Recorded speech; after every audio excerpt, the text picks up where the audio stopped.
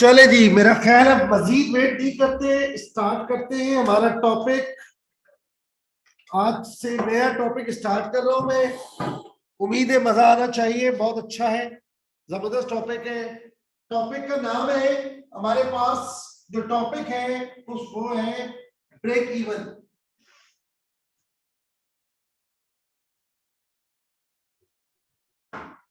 Break even या जिसको हम कॉस्ट, वॉल्यूम, प्रॉफिट शॉर्ट में कहते हैं CVP analysis. CVP analysis, break even भी कहते हैं, cost, volume, profit analysis. CVP is a broader term as compare to break even. याद रखिएगा, ब्रेक इवन एक छोटा सा पार्ट है सीवीपी का, समझे आप, लेकिन असल में प्रॉपर टर्म है कॉस्ट, वॉल्यूम, प्रॉफिट एनालिसिस। हाँ भाई, स्टार्ट करें। आवाज आ रही है सबको? क्लियर है आवाज? जी जनाब। हमारा टॉपिक क्या है, जरा लिख के बताइएगा, जल्दी से लिख के बताइए। हम कौन सा टॉपिक स्टार्ट करने जा रहे हैं? जी जनाब, CVP break even. CVP break even. First of all, break even क्या होता है यार? No profit no loss situation. No profit no loss situation.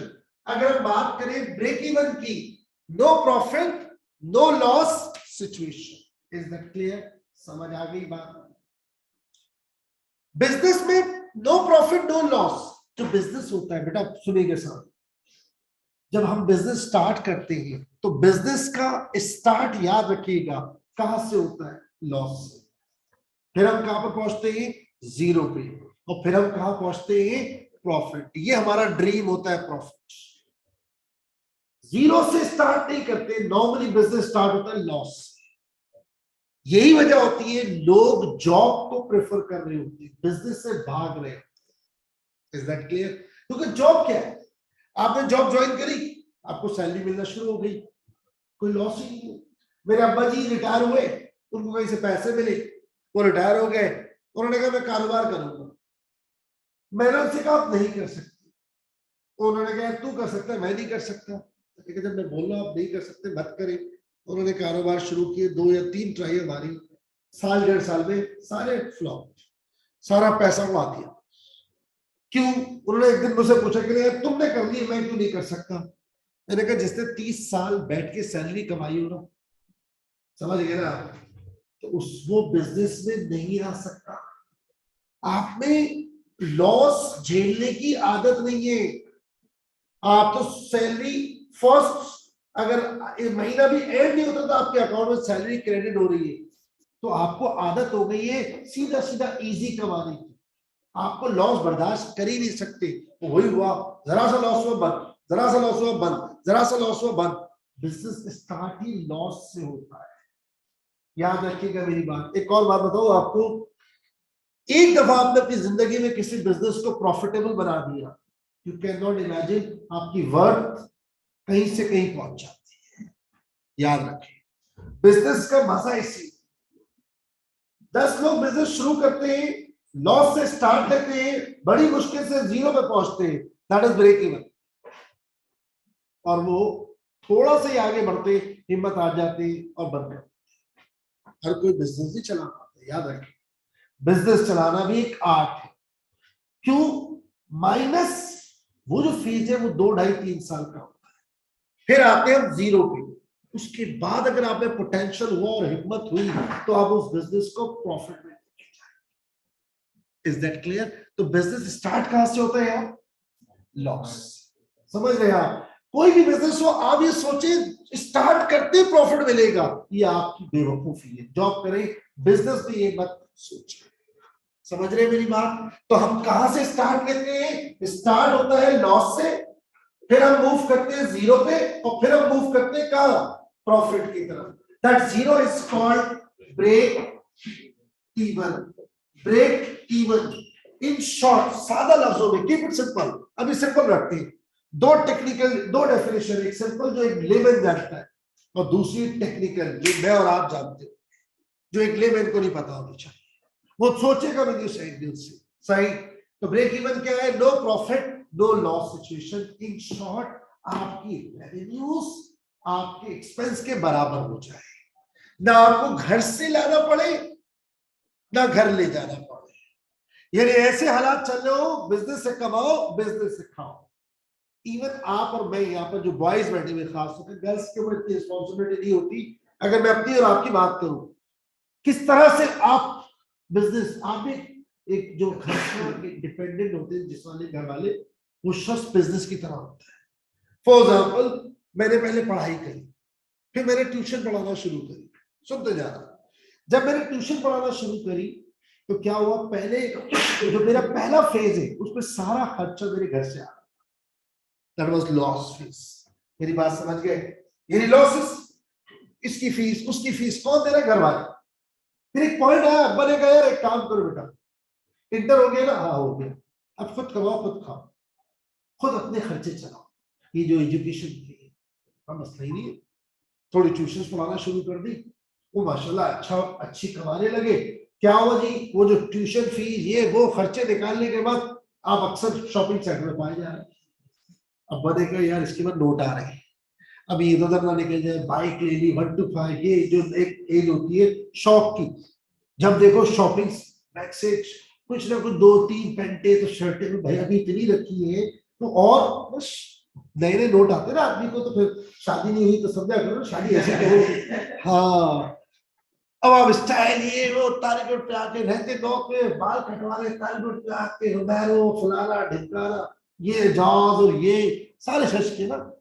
उसके बाद अब मैंने कहा काम कर बेटा, बिजली का बिल तुम दिया, फिर गैस का बिल, और ग्रेजुअली क्या हुआ, पहले मैं यहाँ था, सारा खर्चा मेरा, अब्बा उठा रहे थे। एक फेज आया मेरा जहां अब्बा ने कहा जो कमा रहे हो अपने जो खर्चे खुद उठाओ, तो जीरो हो गया, ना मैं घर से ले रहा हूँ ना मैं घर पे दे रहा हूँ। और फिर एक फेज क्या आएगा, और वो आना भी चाहिए। और आहिस्ता आहिस्ता क्या हुआ, अब्बा ने कहा बेटा पूरी जिम्मेदारी तू उठा। अब अब्बा मजे कर रहे और मैं जिम्मेदारी उठा रहा हूँ। अल्हम्दुलिल्लाह, अल्लाह हम सबको इस काबिल करे। क्या ख्याल है, सही कह रहा हूँ मैं या नहीं? चले जी, तो ब्रेक इवन क्या है? No profit no loss. ये एक बात बताओ, जॉब में ब्रेक इवन होगा? बोलो भाई, जॉब में ब्रेक इवन हो सकता है अगर आप जॉब कर रहे हैं? नहीं। आप बिजनेस जॉब क्यों करोगे? कमाने के लिए। बिजनेस में क्यों होता है ब्रेक इवन? बिजनेस में ब्रेक इवन क्यों होता है, लॉस क्यों होता है? चलो, मैं तो बिजनेस कैपिटल तो बैलेंस शीट साइड पे ना यार, लॉस क्यों होता है? हाँ मैं बताता हूँ आपको, सुनो और सुनो। पहला सवाल, क्या बिजनेस में ब्रेक इवन मस्ट है? या यूं कहो ब्रेक इवन, व्हाई लॉस और ब्रेक इवन इन बिजनेस? क्या रीजन है पीछे, बैकग्राउंड क्या है? कोई टेक्निकल टर्म आपने दी अच्छी बात है, थोड़ा इन्वॉल्व रहो। रमजान में ना थोड़ी सुस्ती आती है, हल्का फुल्का एक पार्टिसिपेशन से इंशाल्लाह मजा आएगा। क्या कहते हो? बोलो भाई, why losses, why break even, why not only profit? Job में क्यों प्रॉफिट है? क्या बिजनेस में जरूरी है ब्रेक इवन हो? क्या बिजनेस में जरूरी है लॉसेस हो? बोलो, ऐसा कब होगा जब ब्रेक इवन और लॉसेस भी ना हो? जानते हो क्यों? क्यों होता है ऐसा? Because of fixed cost, because of fixed cost. यानी बिजनेस में जब हम बिजनेस शुरू करते हैं तो हमारे पास दो तरह की कॉस्ट हम देखते, ऑब्जर्व करते हैं, एक वेरिएबल और एक फिक्स। हमने आज से पहले जो क्लास में डिस्कशन की, बेटा बात सुना, वो cost classification according to nature थी, अकॉर्डिंग टू फंक्शन थी। Factory cost, admin cost, selling cost, financial charges, ये एक क्लासिफिकेशन है। दूसरी क्लासिफिकेशन बेटा सुने, डायरेक्ट कॉस्ट और इनडायरेक्ट। याद आया? जिसको डायरेक्ट कॉस्ट का एक और लफ्ज क्या देते थे, प्राइम कॉस्ट, और दूसरे को फैक्ट्री ओवरहेड।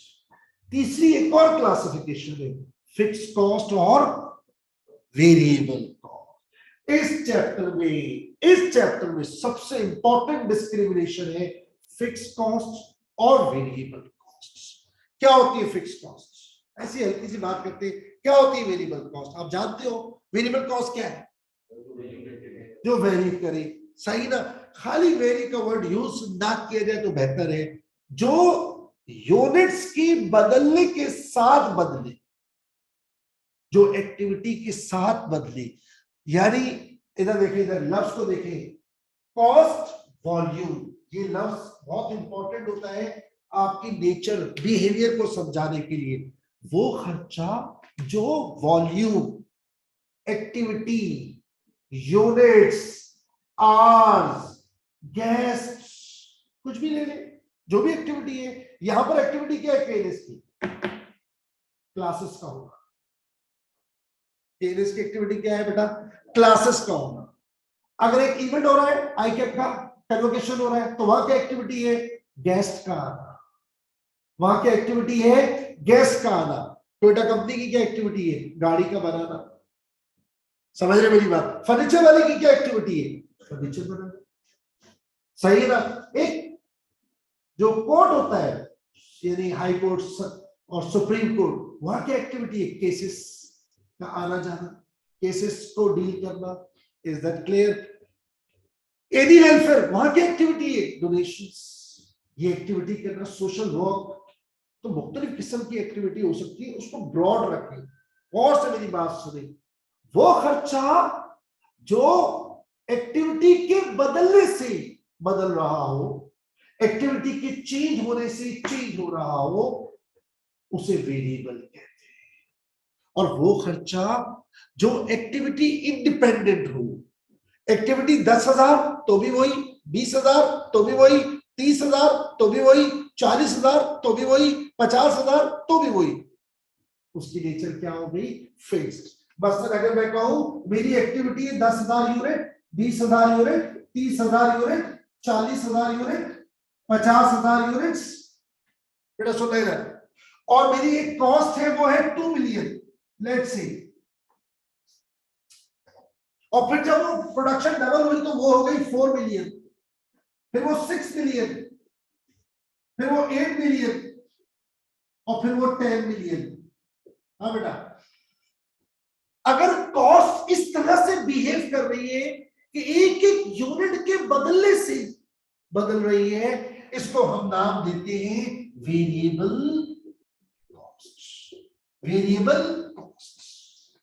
लेकिन अगर मैं देखता हूं मेरी एक और कॉस्ट है, मेरी फैक्ट्री की मैंने कैटेगरी बनाई, मैंने एक तरफ ग्रुप कर दिया, मेरी टोटल कॉस्ट 4 मिलियन बेटा, 4 मिलियन। फिर मैंने इसको ऑब्जर्व किया तो मैंने कहा 2 मिलियन एक कैटेगरी बन गई, 2 ग्रुप बन गए। एक क्या है, जैसे जैसे यूनिट बढ़ रहे हैं उनमें इजाफा हो रहा है, सी, और प्रोपोर्शनेटली हो रहा है। इधर क्या, यहां पर पहुंचे 2 मिलियन, यहां पहुंचे 2 मिलियन, और फिर यहां पहुंचे तो 2.6 मिलियन, फिर यहां पर 2.6 मिलियन। अब आप नोटिस कर, 2-3 लफ्ज यहां पर डिस्कस करके फिर आगे बढ़ते हैं, सुनते जा रहे हैं। ये जो खर्चा है ये बढ़ रहा है, सुन रहे हो या नहीं बेटे? जरा देखना, 10,000 और 20,000 डबल हो गया। चलो ऐसे बता रहा हूं, डबल हो गया, 10 से 20 डबल हुआ, ये कॉस्ट भी डबल हो गई, ये 3 टाइम्स हुआ, ये भी 3 टाइम्स हो गया, ये 4 टाइम्स हुआ, इसको अगर कंपेयर करें वो भी 4 टाइम्स हो गया। एक और तरीके से भी समझा सकते हैं, एक और चीज, ये देखो इन दोनों को समझने के लिए बेटा, इधर 20,000 2 मिलियन डिवाइडेड बाय 10,000, जरा देखना क्या आ रहा है बेटा, 200। चेक करना, शाबाश, थोड़ा इन्वॉल्व है, please please. 4 million divided by 20,000, बोलो बेटा, तब भी वही है 200। ऐसे ही चेक करने के लिए ना, 6 मिलियन, मैं भी आगे टर्म दूंगा आपको, टर्म दूंगा, डिवाइडेड बाय 3 लाख, 3 लाख के 30,000 है, 30,000, 200। आगे एक और तरीके से समझते, एक काम करो, ये बताओ हमारे पास, चलो बच्चे काफी समझाने के लिए, मतलब बाद में फिर मिक्स ना हो जाए, फिलहाल ये समझ आया, कोई मसला नहीं। आगे सुनो इधर। लेकिन यहां क्या हो रहा है, यहां क्या हो रहा है, प्लीज यहां क्या ऑब्जर्व कर रहे हो कि यार नॉर्मली मैंने एक चीज ऑब्जर्व करी, 10,000 भी वही, 20,000 भी वही, 30,000 तो भी वही, लेकिन जैसे मैं 40,000 पे गया तो मेरी फिक्स्ड कॉस्ट में जंप आता हुआ नजर आ रहा है। कितने अमाउंट से, 6 लाख से, 6 लाख से 20 थी 6 हो गई, उसके बाद फिर वही 26। यानी यहां पर आपने क्या ऑब्जर्व किया, हर चीज की एक लिमिट होती है। अगर यहां 100 लोगों के बैठने की गुंजाइश है, 100 लोगों के बैठने की गुंजाइश है, उस गुंजाइश को हम कहते हैं रेलेवेंट रेंज। क्या कहते हैं यार, रेलेवेंट रेंज। रेलेवेंट रेंज का मतलब मेरी एक रेंज है ना, मैं अगर देख सकता हूं एक रेंज तक देख सकता हूं। अगर मैं एक सेटअप चला रहा हूं तो एक हद तक मैं कस्टमर को डील कर सकता हूं, एक हद तक मैं क्लास को पढ़ा सकता हूं। लेकिन अगर इससे ज्यादा बच्चे हो गए तो क्या होगा, 2 ग्रुप। अब केनेस की कॉस्ट डबल हो जाएगी जब मान लें फॉर एग्जाम्पल 100 बच्चे थे, एक ग्रुप था, 130 आ गए। अब सर रूम है 100 से ऊपर का रूम ही नहीं है, तो एक रेंज क्या है, रेलेवेंट रेंज क्या है, 100 की। उसके बाद क्या होगा, जो मजीद 30 है उसके लिए नया बैच। नए बैच का मतलब क्या हुआ, सैलरी नहीं, सर साजिद को बेयर करनी पड़ेगी, और ये इलेक्ट्रिसिटी का खर्चा एक नया शुरू हो जाएगा। अगर हम चाहते हैं फैक्ट्री की तरफ, तो यार एक टोयोटा कंपनी है, वो लेट से 1000 गाड़ियां बना सकती है एक वक्त में, उसके पास डिमांड आ रही है। अब अगर आप एक हद तक उस खर्चे को कांस्टेंट रख सकते हैं, अब 1000 बनाए, 800 बनाए, 700 बनाए, 600 बनाए, 500 बनाए, 400 बनाए, जो जगह आपने हायर कर ली उसका किराया दे नहीं दे रहे हैं, जो बिजली का बिल है वो दे नहीं दे रहे हैं, जो स्टाफ की सैलरी वो दे नहीं दे रही है। But what about this, what about above this, जो आपकी रेंज है उससे ऊपर चला गया, क्या होगा, एक नई फैक्ट्री लेनी पड़ेगी, या कोई इस ये बड़ी जगह है, बना कोने वाला कमरा बंगला भी ले लिया किराए पे। अब आपने देखा स्टूडेंट बहुत बढ़ गए, बड़ा बंगला ले लिया, तो आपकी कॉस्ट जंप कर जाएगी, but not to push the. अब आपने एक दफा 30,000 आपने लिमिट बनाई कि जैसे ही हम 40,000 तक है तो हमारा खर्चा ये होगा, लेकिन अगर 40 अबव हो गया, 40 को क्रॉस करेगा, 40 पे पहुंचेगा, तो हमारी कॉस्ट में जंप आएगा। इसको कहते हैं स्टेप अप कॉस्ट। क्या कहते हैं, step up cost, step up cost. Step up cost का मतलब ये है, एक कॉस्ट है तो कांस्टेंट। अगर हम इसको ग्राफिकली दिखाएं तो ग्राफिकली देखो इधर, एक ये नेचर होती है, एक ग्राफिकली ये नेचर है, समझ रहे हैं आप, और एक ग्राफिकली ये नेचर होती है कि ये चीज से नहीं फिर जंप आया, फिर ये, फिर जंप, लाइक दिस। यानी यहां से लेके यहां तक एक खर्चा, फिर यहां से लेके यहां तक एक खर्चा, फिर यहां से लेके यहां तक एक खर्चा। समझ आ गई बात, इसको कहते हैं स्टेप फिक्स्ड कॉस्ट, और इसको कहते हैं स्टेप अप कॉस्ट। यहां पर क्या हो रहा है, इस खर्चे को हम नाम देंगे fixed cost. Sir fixed cost will increase due to increase in capacity, yes, good. अब आप सुने, लेट मी कंक्लूड। मैं ये वाली चीज क्यों लाया बेटा इधर, प्लीज। जब भी किसी से पूछो वेरिएबल कॉस्ट क्या होती है, जो वेरी करे, फिक्स क्या होती है, जो फिक्स तो चेंज ना हो, ऐसा कुछ नहीं है। फिक्स्ड कॉस्ट भी चेंज होती है, फिक्स्ड कॉस्ट भी चेंज होती है। तो अब आप एक काम करो बेटा, इन तीनों, इस छोटी सी एग्जांपल से वेरिएबल और फिक्स्ड कॉस्ट की छोटी सी डेफिनेशन बना लेते हैं। Done. What is variable cost, 3 लफ्ज, एक नहीं, 2 नहीं, 3 लफ्ज। क्या, इस चीज को देखना और इस चीज को वहां पर देखना, सही, गौर से सुने। वो कॉस्ट जो volume, activity, units, hours, volume, activity, units, hours, guest, number of patients, number of cases, broad. Volume जो है ना, वो मैन्युफैक्चरिंग से निकलता है, हर जगह चला जाता है। Number of air freights, number of air passengers, number of cargos, ले जाओ उसको कहीं भी। तो volume is a broad word, units is a narrow word. Unit से हम लेकर लाएंगे कुर्सियां और टेबल और फलाना। Is that clear? समझ आ गई बात? जब हम कहते हैं वॉल्यूम, या मैं कह सकता हूं एक्टिविटी, तो वॉल्यूम एक्टिविटी। अब हम इसको एक लफ्ज ज्यादा फोकस करते हैं वॉल्यूम पे। नीचे होगी, नीचे होगी, नीचे। अच्छा कैंसिल नहीं, ठीक है। तो वो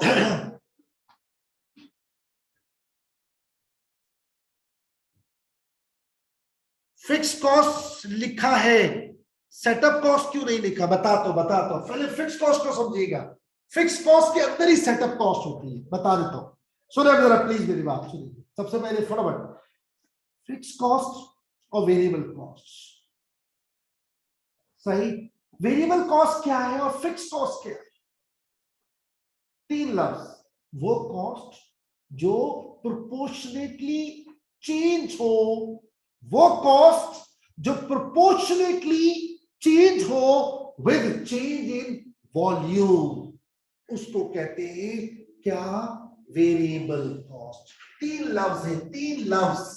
क्या?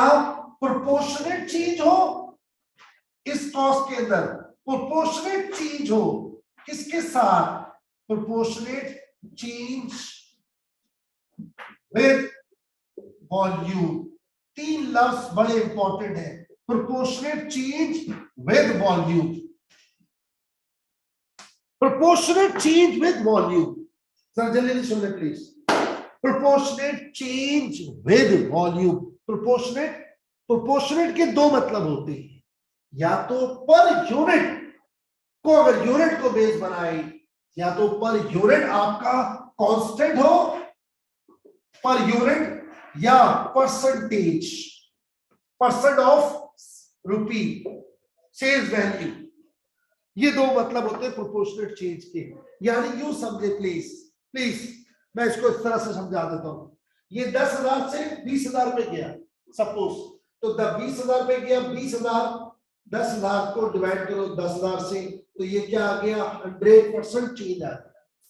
और आप देखो कॉस्ट में क्या चेंज आ रहा है, वो भी 100% है। यानी अगर इसके दो मतलब है, सुनो इधर प्लीज। प्रोपोर्शनेट के दो मतलब है, प्रोपोर्शनेट के दो मतलब है। एक, अगर वॉल्यूम में, एक्टिविटी में 10% इजाफा हो रहा है, तो कॉस्ट में भी 10% इजाफा होगा। अगर वॉल्यूम 10% से डाउन हो रही है, तो कॉस्ट भी 10% से डाउन हो। वॉल्यूम 12% से बढ़ रही है, कॉस्ट 12% से बढ़ रही है। अगर इस तरह का चेंज ऑब्जर्व किया जा रहा है, उसको हम नाम देते हैं क्या? Variable cost. और इस चेंज को क्या कहते हैं? Proportionate change. दूसरा तरीका प्रोपोर्शनेट चेंज को समझने का क्या है? That is per unit. आप देखिए जितने यूनिट बढ़ रहे हैं, 200 रुपए के हिसाब से उसको चीज उस पर ऐड होती जा रही है, 200 रुपए के हिसाब से ऐड होती जा रही है। हमने पर यूनिट निकाला 200, 10,000 यूनिट का मल्टीप्लाई किया 200 से 2 मिलियन, 20,000 को किया 4 मिलियन, 30,000 को किया 3। समझ आ गई बात? ये है वेरिएबल कॉस्ट की डेफिनेशन। तीन लफ्ज, प्रोपोर्शनेट चेंज हो, प्रोपोर्शनेट हो change, proportionate change with volume. और प्रोपोर्शनेट के दो मतलब हो सकते हैं। एक क्या? बोलो शाबाश। प्रोपोर्शनेट के दो मतलब हो सकते हैं। एक कहने का क्या तरीका है कि अगर 10% रेवेन्यू बढ़ रही है, तो 10% से ही कॉस्ट, 10% से वॉल्यूम बढ़ रहा है, तो 10% से कॉस्ट, 12% से वॉल्यूम कम हो रहा है, तो 12% से कॉस्ट में कमी आए, ये लाजमी है। What about fixed costs? Fixed cost normally in case of silence, activity के बदलने से नहीं बदलती, और अगर वो बदलेगी भी तो वो प्रोपोर्शनेट नहीं होती, वो प्रोपोर्शनेट नहीं होती, वो प्रोपोर्शनेट नहीं होती, वो रैंडम होती है। समझ आ गई बात? जैसे कि यहां नजर आ रहा है, ये 26 कर दूं, 27 कर दूं, 28 कर दूं, कुछ भी लिख दो, ये क्या है? स्टेप अप कॉस्ट है। अब आप बात समझिए, आपने पूछा ये बेटा 20 लाख भी फिक्स कॉस्ट है, 26 लाख भी फिक्स कॉस्ट है, 20 लाख भी फिक्स कॉस्ट है, 26 लाख भी फिक्स कॉस्ट है, दोनों ही फिक्स कॉस्ट है। बस एक स्टेप फॉरवर्ड है, ये 20 लाख यहाँ पर है, अगर ये रेंज है तो हमारी कॉस्ट इतनी होगी, लेकिन अगर रेंज ये हुई तो हमारी कॉस्ट ये होगी, अगर रेंज ये हुई तो हमारी कॉस्ट ये होगी। समझ आ गई बात? पूरी रेंज की एक अमाउंट हो, तो जो रेंज है वो सिर्फ समझाने के लिए होती है। और वो क्या मैं बताना चाह रहा हूं, फिक्स कॉस्ट में क्या तब्दीली नहीं आती? आती है। ठीक समझ रहे मेरी बात? बिल्कुल तब्दीली आती है। तो खाली ये कह देना फिक्स कॉस्ट बेटा, कि फिक्स कॉस्ट का मतलब है जिसमें कोई चीज ना है, गलत बात।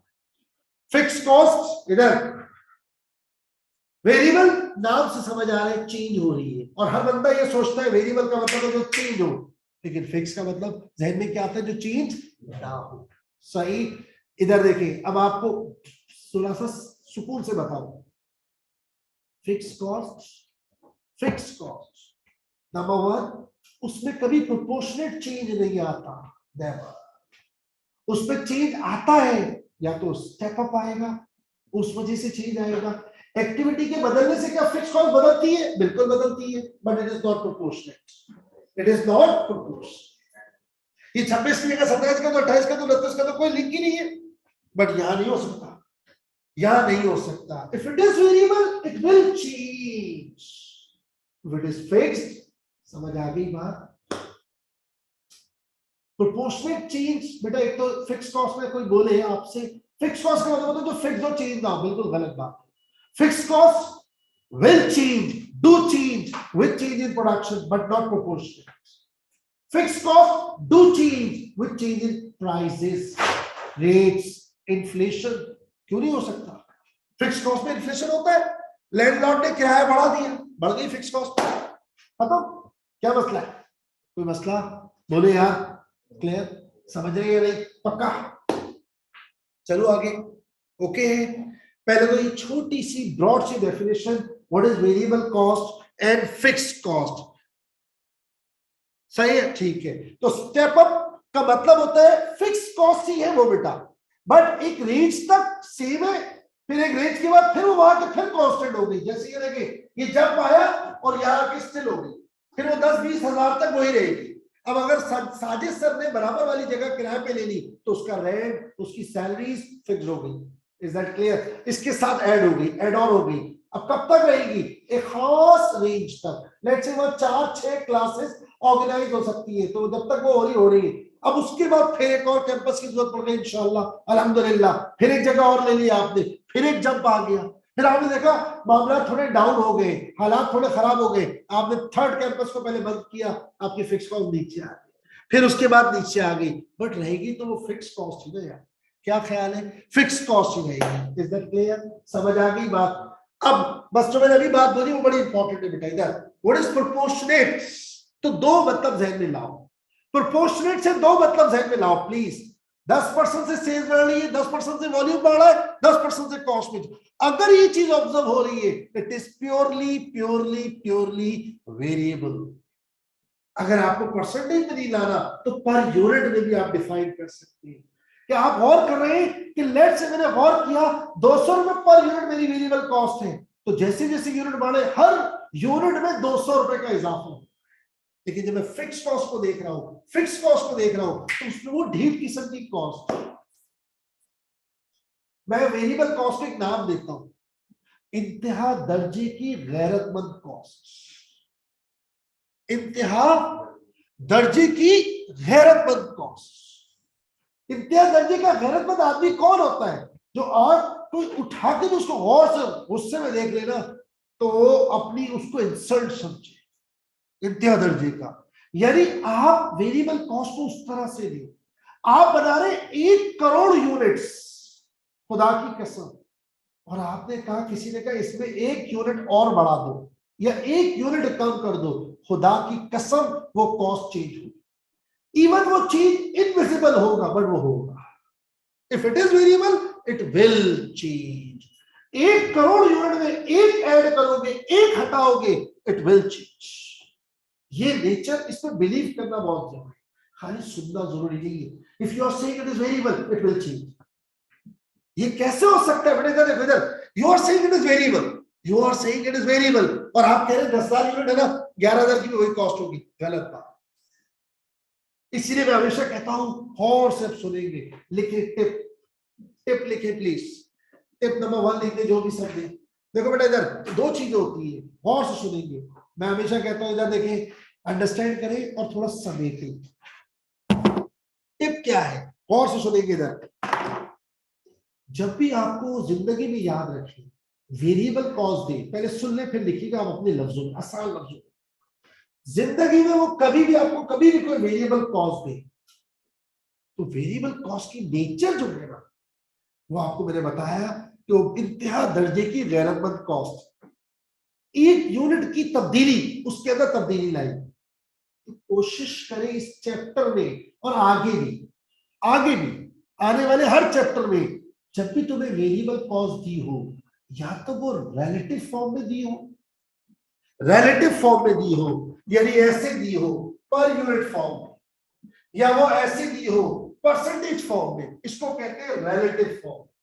रिलेटिव फॉर्म में दी हो, रिलेटिव फॉर्म, रिलेटिव का मतलब रिलेशनशिप।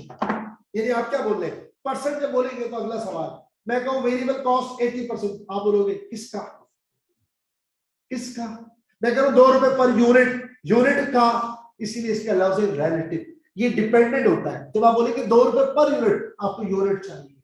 आप बोलेंगे 18%, तो वो अमाउंट चाहिए जिसके 18% है। याद रखें, ये आदत बनाए इस चैप्टर में भी और अगले चैप्टर में भी। If it is variable it should be given as in relative form का क्या मतलब बेटा, दो, या तो परसेंटेज में हो या पर यूनिट में। ये पहली कंडीशन है। सर मैंने तो सारी कोशिश कर ली, वेरिएबल कॉस्ट जरूरी है कि पर यूनिट में हो और परसेंटेज में हो, कोई जरूरी नहीं है। इट्स नॉट अ रूल, मैंने रूल तो नहीं दिया, लेकिन एक टिप दे रहा हूं, आगे सुनो। अगर वेरिएबल कॉस्ट तुम्हें दे कभी भी एग्जाम का या किसी भी सवाल में हो, तो कोशिश करो वेरिएबल कॉस्ट है ना, अगर तुम्हें ये मालूम हो जाए पर यूनिट पर परसेंटेज तो क्या बात है।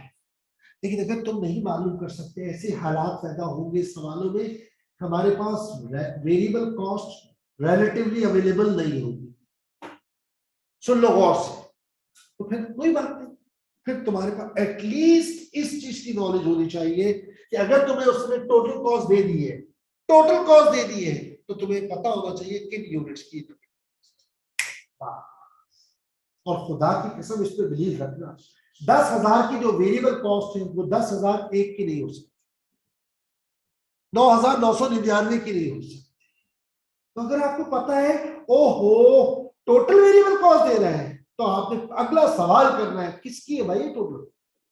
और अगर उसमें चेंज आया और आपने उसे चेंज नहीं किया, you are not believing the knowledge, is that clear, समझ आ गई बात। वेरिएबल कॉस्ट जब भी हो तो कैसे हो, रिलेटिव फॉर्म में मिनिमम, और अगर नहीं तो एटलीस्ट हमें ये पता हो कि ये टोटल जो दी गई है वेरिएबल ये किसका है, समझ आ गई बात। और जो फिक्स्ड कॉस्ट है वो उल्टा है, should be in absolute form, fixed cost should be in absolute form. 20 lakh क्यों, पर यूनिट में ना हो, परसेंटेज में ना हो। रीजन, पर यूनिट में लिख दिया और यूनिट को बदला, फिक्स कॉस्ट भी बदल रही होगी, क्योंकि गलत है। It should be in absolute form. I hope मेरी बात समझ रहे, पक्का क्लियर हो गई बात। ये छोटी छोटी बेसिक से कनेक्ट करेंगे पिछले चैप्टर को इसके साथ, तो मसला समझ आ रहा है। हाँ बोलो क्या चीज 20/10। फॉर एग्जाम्पल मैंने बताया, सपोज मैंने आपको बताया कि हमारे यूनिट 10,000 से 20,000 में चला गया, तो 20,000 को डिवाइड किया 10,000 से, 100% जंप आया। जरा कॉस्ट देखना कहां थी, 4 मिलियन से 2 मिलियन से कहां चली गई, 100%। तो परसेंटेज में या तो वो सेम है बेटा, या फिर वो पर यूनिट में सेम नजर आ रहा है। जैसे रिलेटिव का मतलब ये है, प्रोपोर्शनेट का मतलब ये है। अगर मैं कहूं सेल बढ़ रही है, यूनिट बढ़ रहा है, वॉल्यूम बढ़ रहा है 10% से, कॉस्ट भी बढ़ रही है 10% से, अगर ये रिलेशन पाया जा रहा है, इट इज प्योरली वेरिएबल। तो सर क्या फिक्स कॉस्ट में जब भी आता है, but it is not proportional. कोई लिंक नहीं है इसका, बस यूनिट एक रेंज से जाएंगे तो कुछ नहीं, 1 रुपया नहीं बढ़ा और एकदम झक करके 6 लाख रुपए बढ़ गए, यानी 30,999 यूनिट। एक यूनिट कब तक? मेरी फिक्स कॉस्ट 20 लाख और एक यूनिट के जब से 6 लाख का जब, ये कोई लिंक नहीं है आपस में। उसके बाद बढ़े जा रहे यूनिट, बढ़े जा रहे बड़े जा रहे बड़े जा रहे बड़े जा रहे, वो 6 लाख बढ़ी है बस। कोई प्रोपोर्शनेट रिलेशनशिप नहीं है, कोई प्रोपोर्शनेट रिलेशनशिप नहीं है। अगर ये चीज ऑब्जर्व की जाएगी उसको हम कहेंगे फिक्स कॉस्ट। अब उसके अंदर स्टेप अप भी शामिल है। अगर मैं कहूं तो मेरा स्टेप अप क्या है?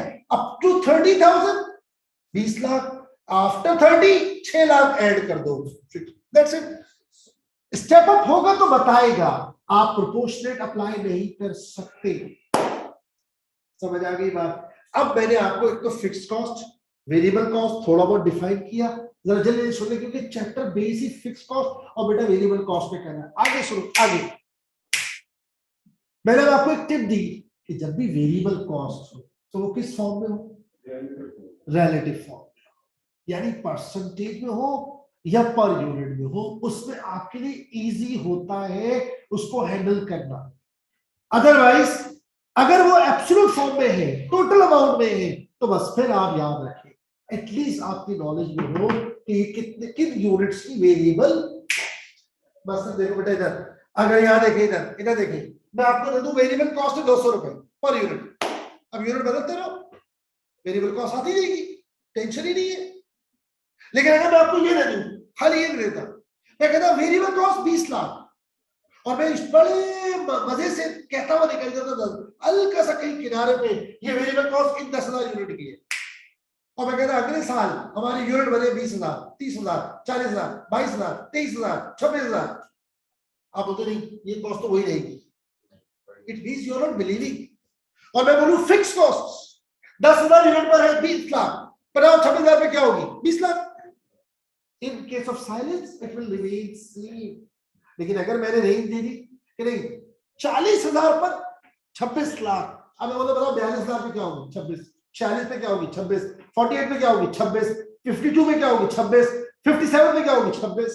ये ताल्लुक रिलेशनशिप आपको वेरिएबल और फिक्स कॉस्ट का समझ आना चाहिए। क्या ख्याल है?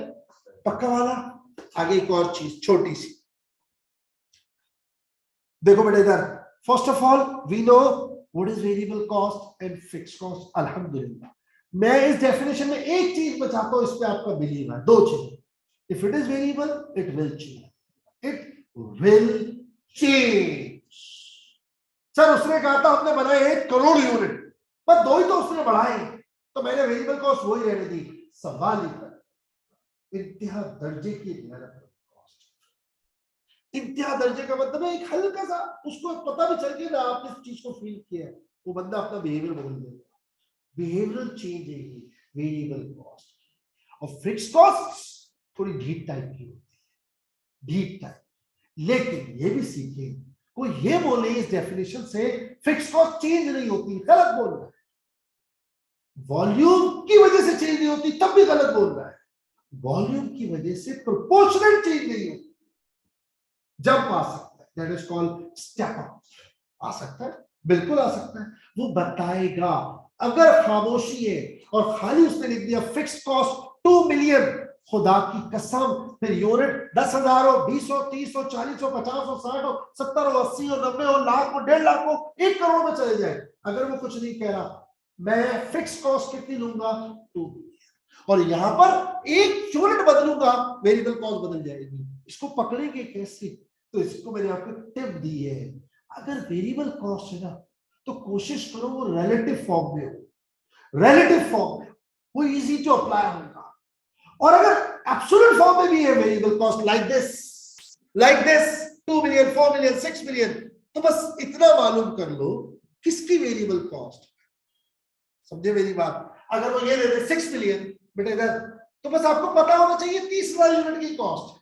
वो दे दे 8 मिलियन, आपको पता होना चाहिए 40,000 यूनिट की कॉस्ट है। वो दे दे 10 मिलियन, आपको पता होना चाहिए 50,000 मिलियन की कॉस्ट है, 50,000 यूनिट की कॉस्ट है। पहले मैं इसको डिवाइड करूंगा, फिर मैं नए यूनिट से मल्टीप्लाई करूंगा, कोई मसला नहीं, कोई इशू नहीं। आई होप मेरी बात समझ गए। ये हमने वेरिएबल और फिक्स कॉस्ट को समझना होता है। अब इसमें से अगर कोई पॉइंट उतारना है तो उतार लो, फिर मैं एक छोटी सी बात और करा रहा हूं, फिर आगे बढ़ते हैं। कुछ उतारना है नहीं? पक्का? अब आप देखो इधर, गौर से सुनेंगे इधर। हमने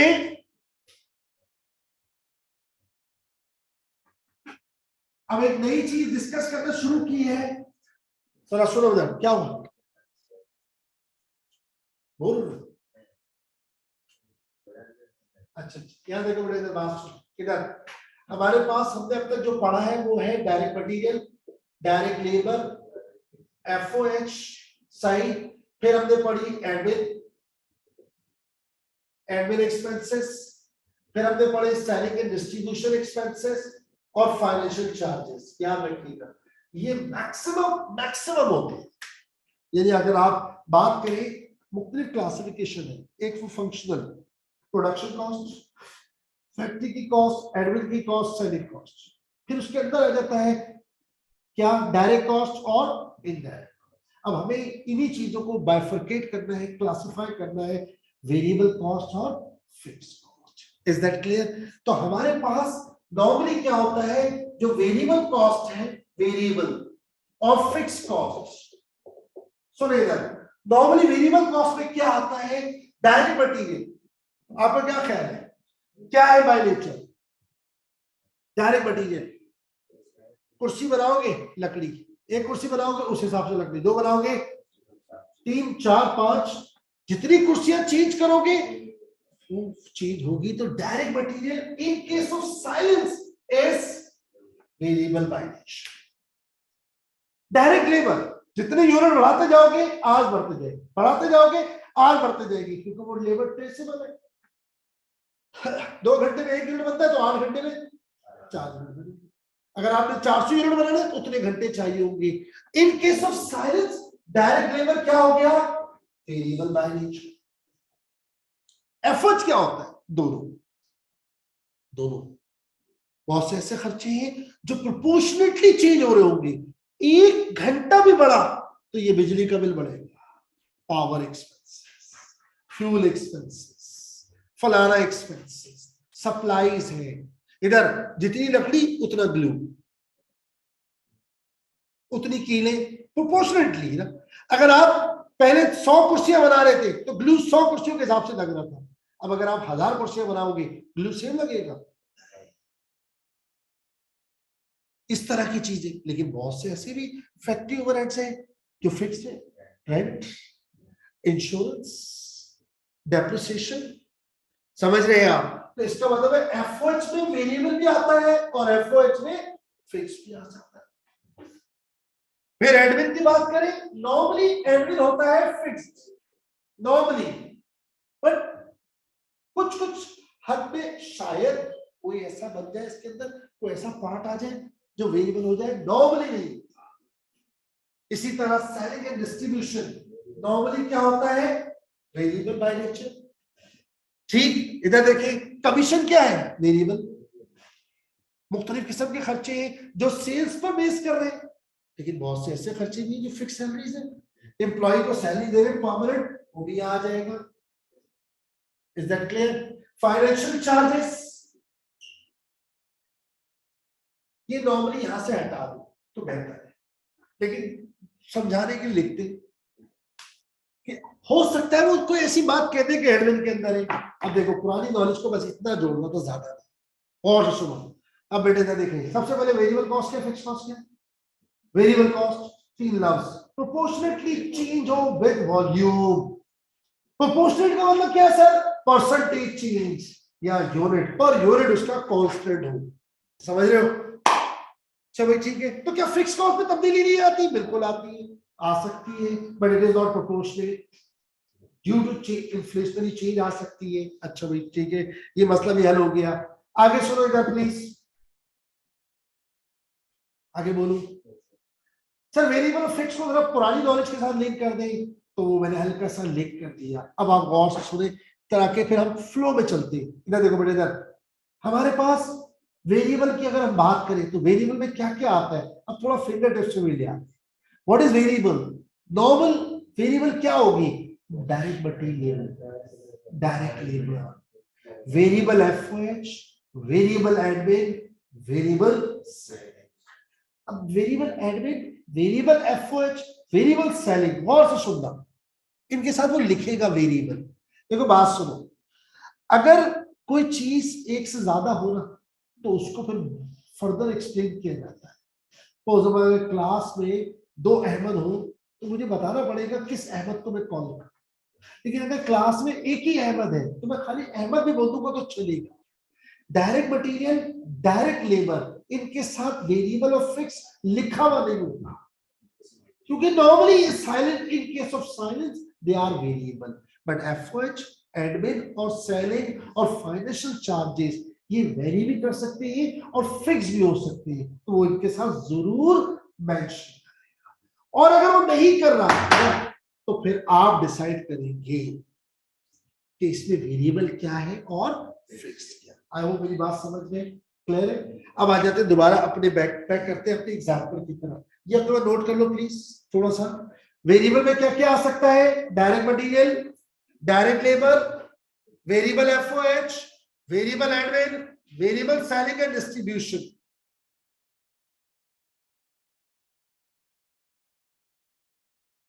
फाइनेंशियल, फाइनेंशियल नॉर्मली बेटा फिक्स होता है, फिक्स होता है financial charges, financial charges normally fix होता है जी।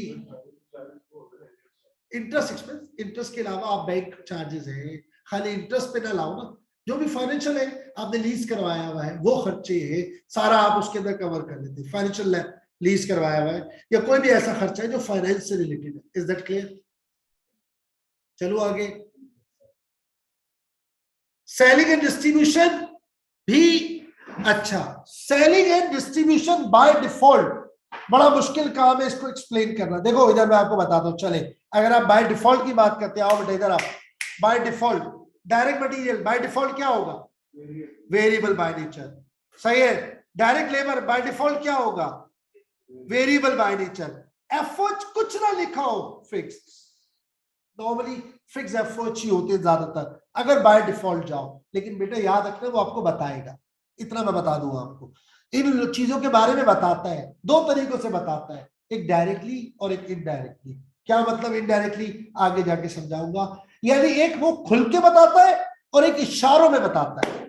वो इशारे क्या होंगे उसका एक नाम है, अभी सुन लो सिर्फ, high low method, high low method, high low method.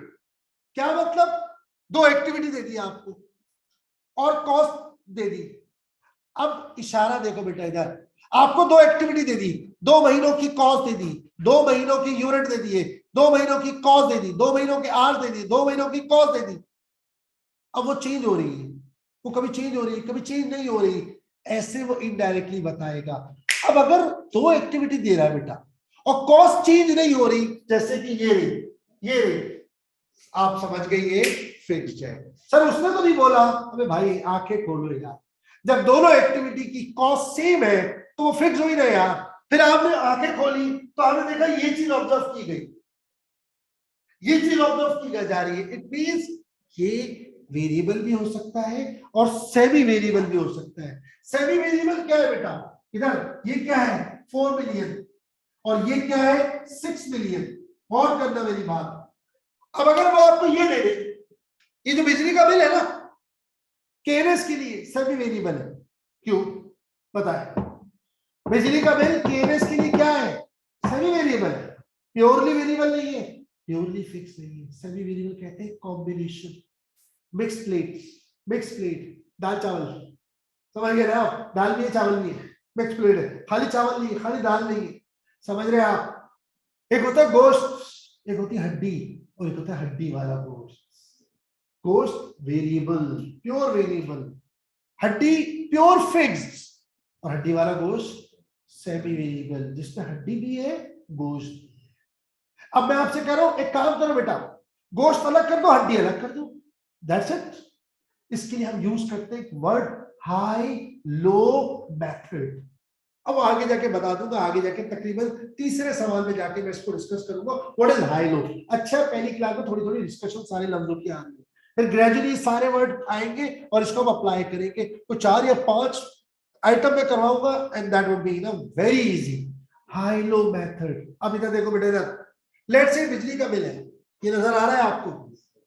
अभी मैं सारी क्लासेस ऑफ कर दूं केएनएस की, क्लासेस जो है वो आपका जो है कॉस्ट फैक्टर है, वॉल्यूम है, क्लासेस बंद कर दूंगा, एसी का बिल नहीं, बिजली का बिल नहीं आएगा, केएनएस का बिल नहीं आएगा बिजली का। अगर क्लासेस बंद हो गई डेफिनेटली आएगा। किस वजह से आएगा? नीचे जो स्टाफ बैठा है वहां एसी चल रहा है, साजिद सर के कमरे में एसी चल रहा है, लाइब्रेरी ऑन है, कॉरिडोर का एरिया है, यहाँ ये खर्चा फिक्स है। समझ रहे आप?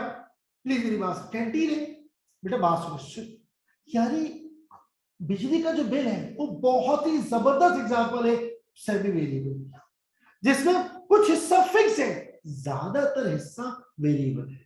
क्लासें बढ़ेगी बिल बढ़ेगा, क्लासों में कमी आएगी बिल में कमी आएगी। अब अगर उसने ये चीज दे दी तो जब आप इन दोनों को कंपेयर करोगे तो ये प्योर वेरिएबल नहीं है।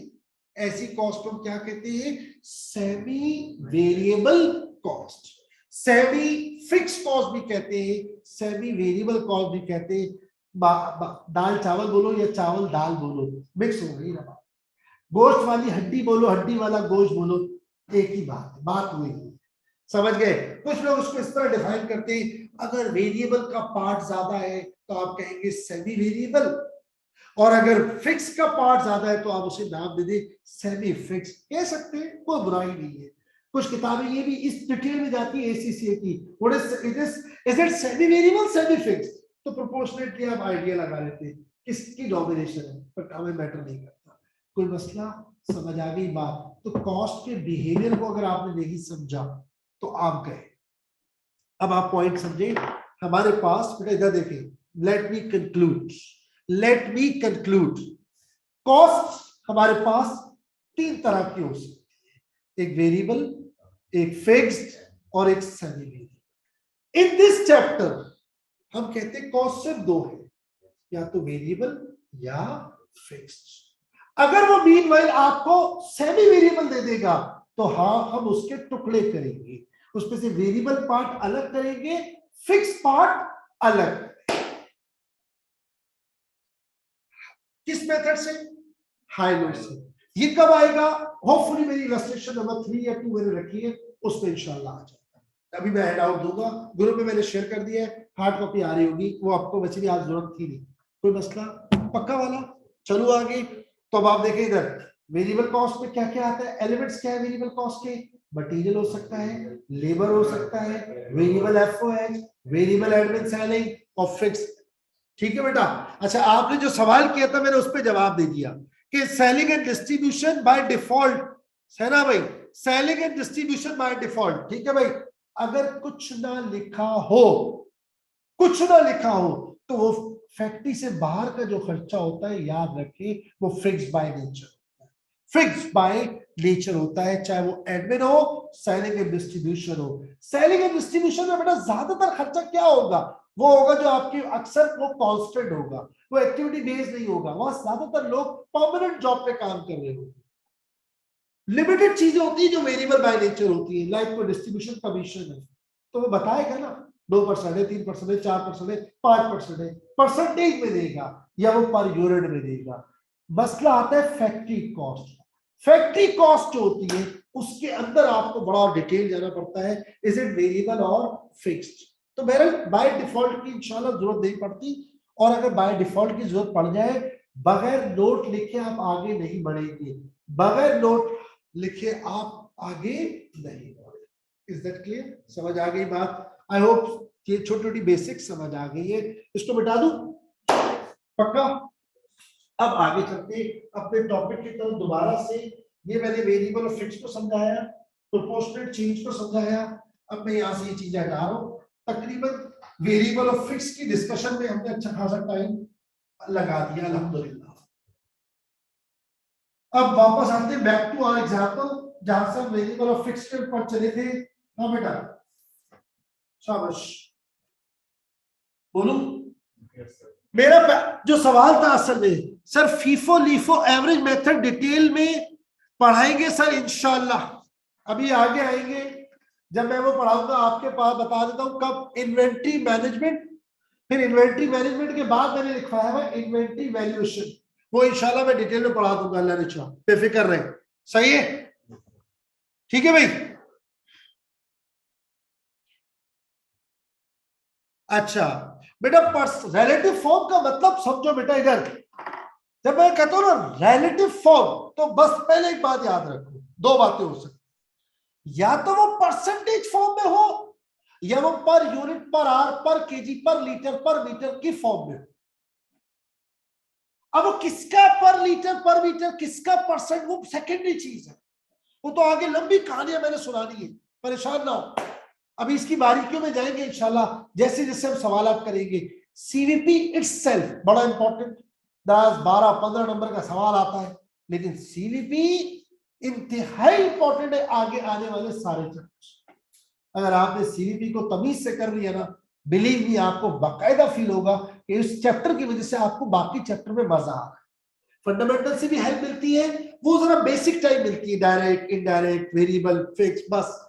लेकिन टेक्निकल नॉलेज, यानी मुझसे कोई बोले कि लाइफ चेंजिंग चैप्टर जो होते हैं उनमें कौन सा चैप्टर है, मैं कहता हूं सीवीपी या डिसीजन मेकिंग, ये वो चैप्टर, या वेरिएंस एनालिसिस, ये वो चैप्टर है जो फॉर्मेट बेस्ड कम है। इससे ना आप अगर इसकी डेप्थ में जाओ तो आप बहुत सारी चीजें सीखते हो अपनी लाइफ के अंदर। जब आप, मैं पढ़ता हूँ फाइनेंशियल अकाउंटिंग, मेरा फेवरेट टॉपिक क्या है, एनालिसिस, फाइनेंशियल रेशियोज। लोगों को बोरिंग लगता है, मुझे मजा आता है। रीजन, हर रेशियो को अगर फॉर्मूला समझेंगे बोरिंग है, हर रेशियो को एक मैसेज समझेंगे वो काम की चीज है, वो एक मैसेज है, हर रेशियो एक मैसेज बता रहा है। मुझे बहुत पसंद है कैश फ्लो स्टेटमेंट, मुझे बहुत पसंद है। क्यों? वो मेरे और चैप्टर को निखारती है। जैसे जैसे मैं कैश फ्लो पढ़ता था, मुझे लगता था मेरा बाकी और फाइनेंशियल अकाउंटिंग के टॉपिक सॉलिड हो गए। मैंने रेशो पढ़ना शुरू किया, मुझे बाकायदा लगा मैंने ग्रूव हो रहा हूँ, मैं बेहतर हो रहा हूँ, मेरे और टॉपिक भी बेहतर हो रहे हैं। मैंने उसको बहुत सी जगहों में अप्लाई करना शुरू किया। ऐसे ही सीवीपी है मेरे नजदीक कॉस्ट। इसको थोड़ा एंजॉय करें, बेहतर तरीके से पढ़े, इंशाल्लाह फायदा होगा। डरे? अब मैंने आपसे सवाल किया था बेटा, बात सुनो। अब आए स्टार्ट करते। तुम्हारी क्लास कितने बजे तक है? 1:45 तक है ना? 1:45 तक है यार। ये दे दो इन लोगों को, ओरिजिनल मुझे दे दो यार।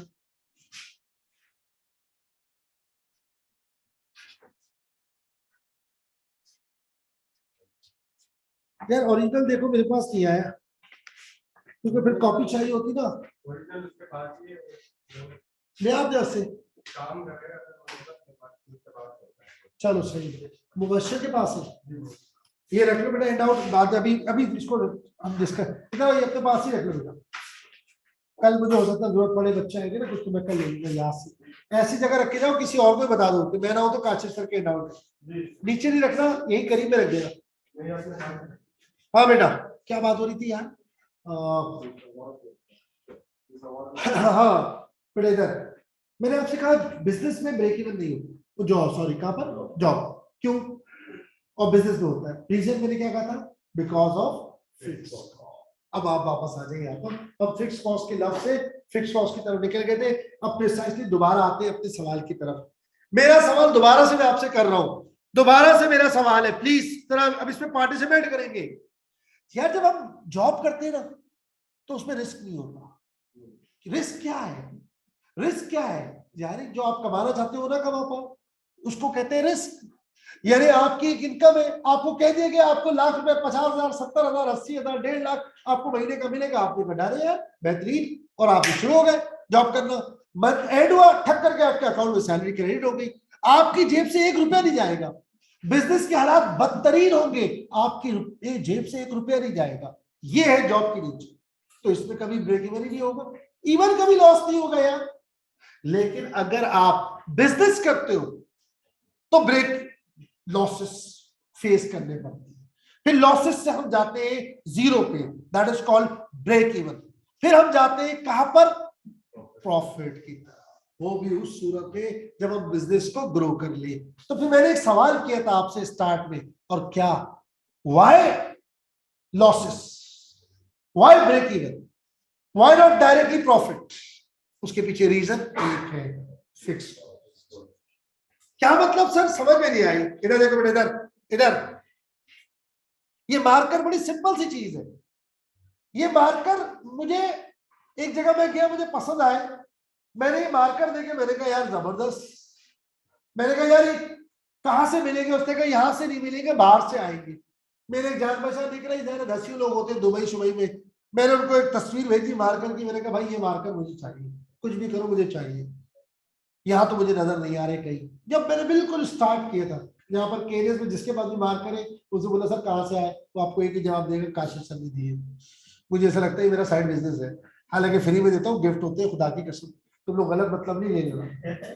सुनो इधर, मैंने मार्कर बाहर से दुबई से मंगवा लिए, मैंने तस्वीर भेजी, उसने बेचारे ढूंढा ढांढा, फिर एक मिली कर देखे काशी में यही है, मैंने कहा यार यही है, मैंने कहा ला मुझे ला देना, अब जब भी तुम्हारा 50 100 80 जितने मिल ले सकते हो लेके आ जाओ। लेट्स से ये मार्कर मुझे पड़ा 80 रुपए का, मुझे आइडिया आया क्यों ना मैं बिजनेस शुरू करूं, हालांकि खुदा की कसम नहीं किया, यकीन करो पूछ लेना, मैंने एक बंदे से पैसा नहीं, मैंने मार्केट किया, मैंने कहा यार एक काम करते हैं हम इसको बेचते हैं 100 रुपए। और सब आप मेरी बात सुनेंगे, सेल्स प्राइस क्या सेट करते हैं? सेल्स प्राइस बोलो बेटा 100 रुपए, और ये मार्कर मुझे कितने का पड़ रहा है? 80 रुपए का। लेट से इन हालात में आ रहा है, फिर मेरे दिमाग में कोई आइडिया है कि यार मैं क्यों ना इसमें टैगिंग कर दूं, सही है ना, कोई इसकी पैकिंग कर लूं, थोड़ा इसको फैंसी कर दूं, वरना तो वो बोलेगा बाहर से मंगा लूं, वो मंगवा सकते हैं बेच बाच के। इस पे जो कवर लगा था वो हटा दिया ताकि मार्केट में ही ना होगा, इसको बदल दिया, कुछ जुगाड़ लगाई, एक बिजनेस टेक्निक से होती है ना कि यार किसी तरह से लोगों को पता ना चला, मैं जैसे मैंने तस्वीर भेजी वो भी भेज दे, यार यही चाहिए।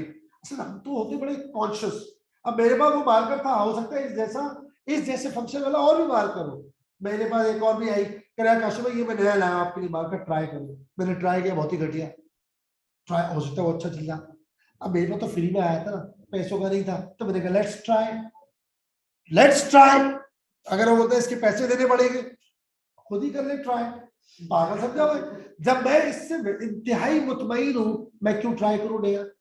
मेरी बात समझ गए? अब अभी मार्कर मैंने पूछा भाई कितने का है, उसने कहा लेट से 70 रुपए का पड़ रहा है। फिर मैंने कहा ठीक है यार, एक काम करो इसकी पैकिंग बदलो, इसकी ये चीज निकालो, इसके ऊपर कोई और ड्रामा कर दो वगैरह वगैरह, और इसकी मैंने शक्ल बदल दी। अब तुम इसकी तस्वीर भेज करो, मिलेगी नहीं इंशाल्लाह। तो यार यहाँ ये यूनिक की बाइक, सुपरस्टार की बाइक, ये सब क्या है? चाइना से चीज उठ के आती है, अपना स्टिकर लगा देती, और हो क्या रहा है? अगर आप गौर करो बेटा तो यही हो रहा है, असेंबलिंग भी नहीं कर रहे, उठा के ऐसी भटक करके ये लो यूनिक की बाइक, चाइना को कौन है सुपर पावर, और पता नहीं कौन से क्राउन लिफान, और पता नहीं कितने नाम आ गए, क्या हो रहा है? इम्पोर्ट, उस पर अपना टैग लगाया, स्टिकर बदला, आप कहते नहीं मुझे यूनिक चाहिए, अबे भाई कोई भी ले ले पागल, सब एक ही है, सब एक ही, सब चाइना का माल है, सब चाइना का माल है। वो थोड़ा सा फिटिंग अच्छी कर देते, थोड़ी फीचर बढ़ा देते, वो जब चलती है तब आवाज आती है। एक लड़का मेरे पास मेडिकल स्टोर पे गया, हेवी बाइक लेके आया, मैं मुझे शौक है थोड़ा सा, मैं खड़ा होगी, बोला यार लोग तो बड़ा प्यारा है यार, कह रहा मैं बेच रहा हूँ।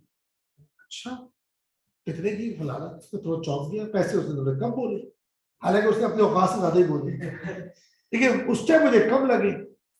अच्छा यार चीज तो अच्छी है, खूबसूरत है, मैंने कहा जरा स्टार्ट तो करना भाई, तो वो आई बाय करने लगा।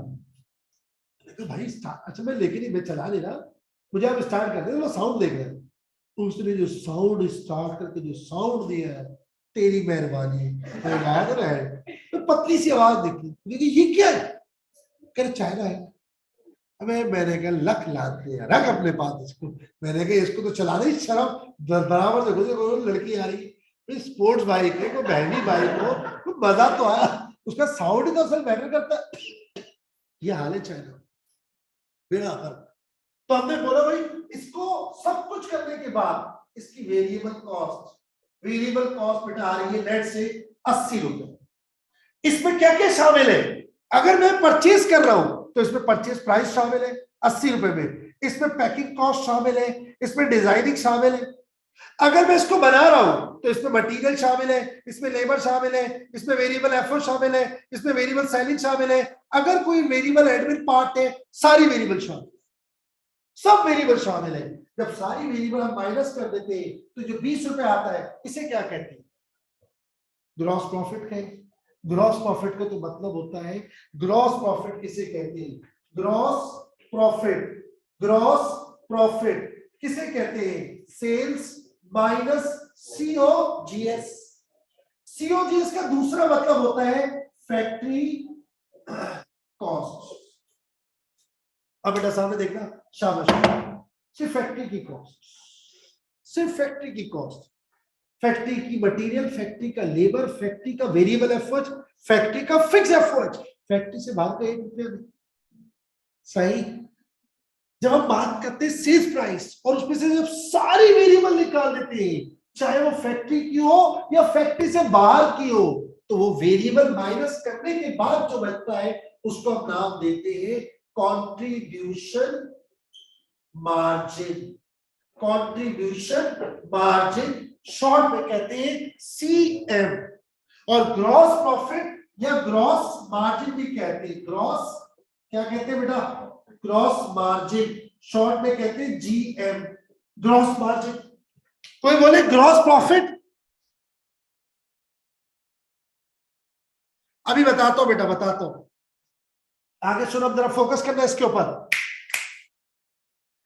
ग्रॉस मार्जिन, ग्रॉस प्रॉफिट और कंट्रीब्यूशन मार्जिन में क्या फर्क है?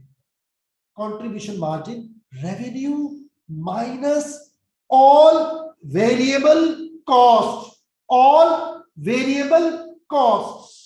और ग्रॉस मार्जिन क्या है? Revenue minus all factory cost, revenue minus all factory cost. Sir समझ में नहीं आया? याद है बेटा, बात सुनो, आपने रेवेन्यू ली, रेवेन्यू में से आप माइनस करें direct material, direct labour, variable FOH और फिक्स एफओएच, यानी ये सारी फैक्ट्री की कॉस्ट है। अब जो आंसर आएगा, अब जो आंसर आएगा उसको जीएम कहते हैं, gross margin. Revenue minus factory cost, factory cost चाहे वो वेरिएबल हो या वो फिक्स्ड हो, सारी फैक्ट्री कॉस्ट, इसको कहते हैं gross profit, gross margin. What about contribution margin?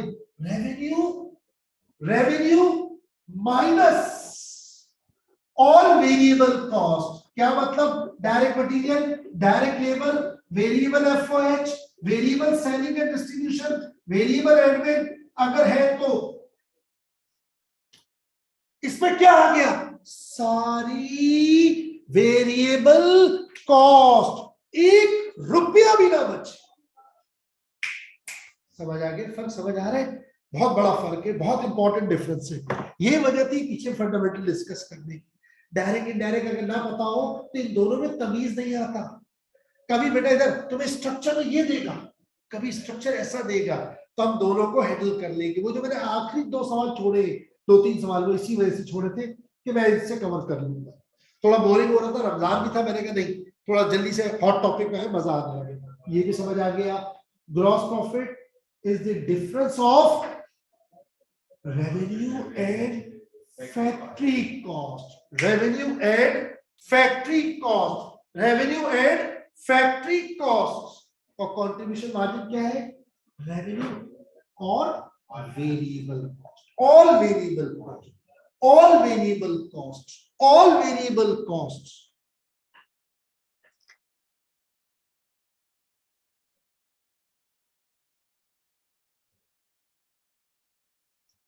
ठीक है, ठीक है बेटा, बात सुनो। गुड, गुड, अच्छा करा बोल दिया आपने।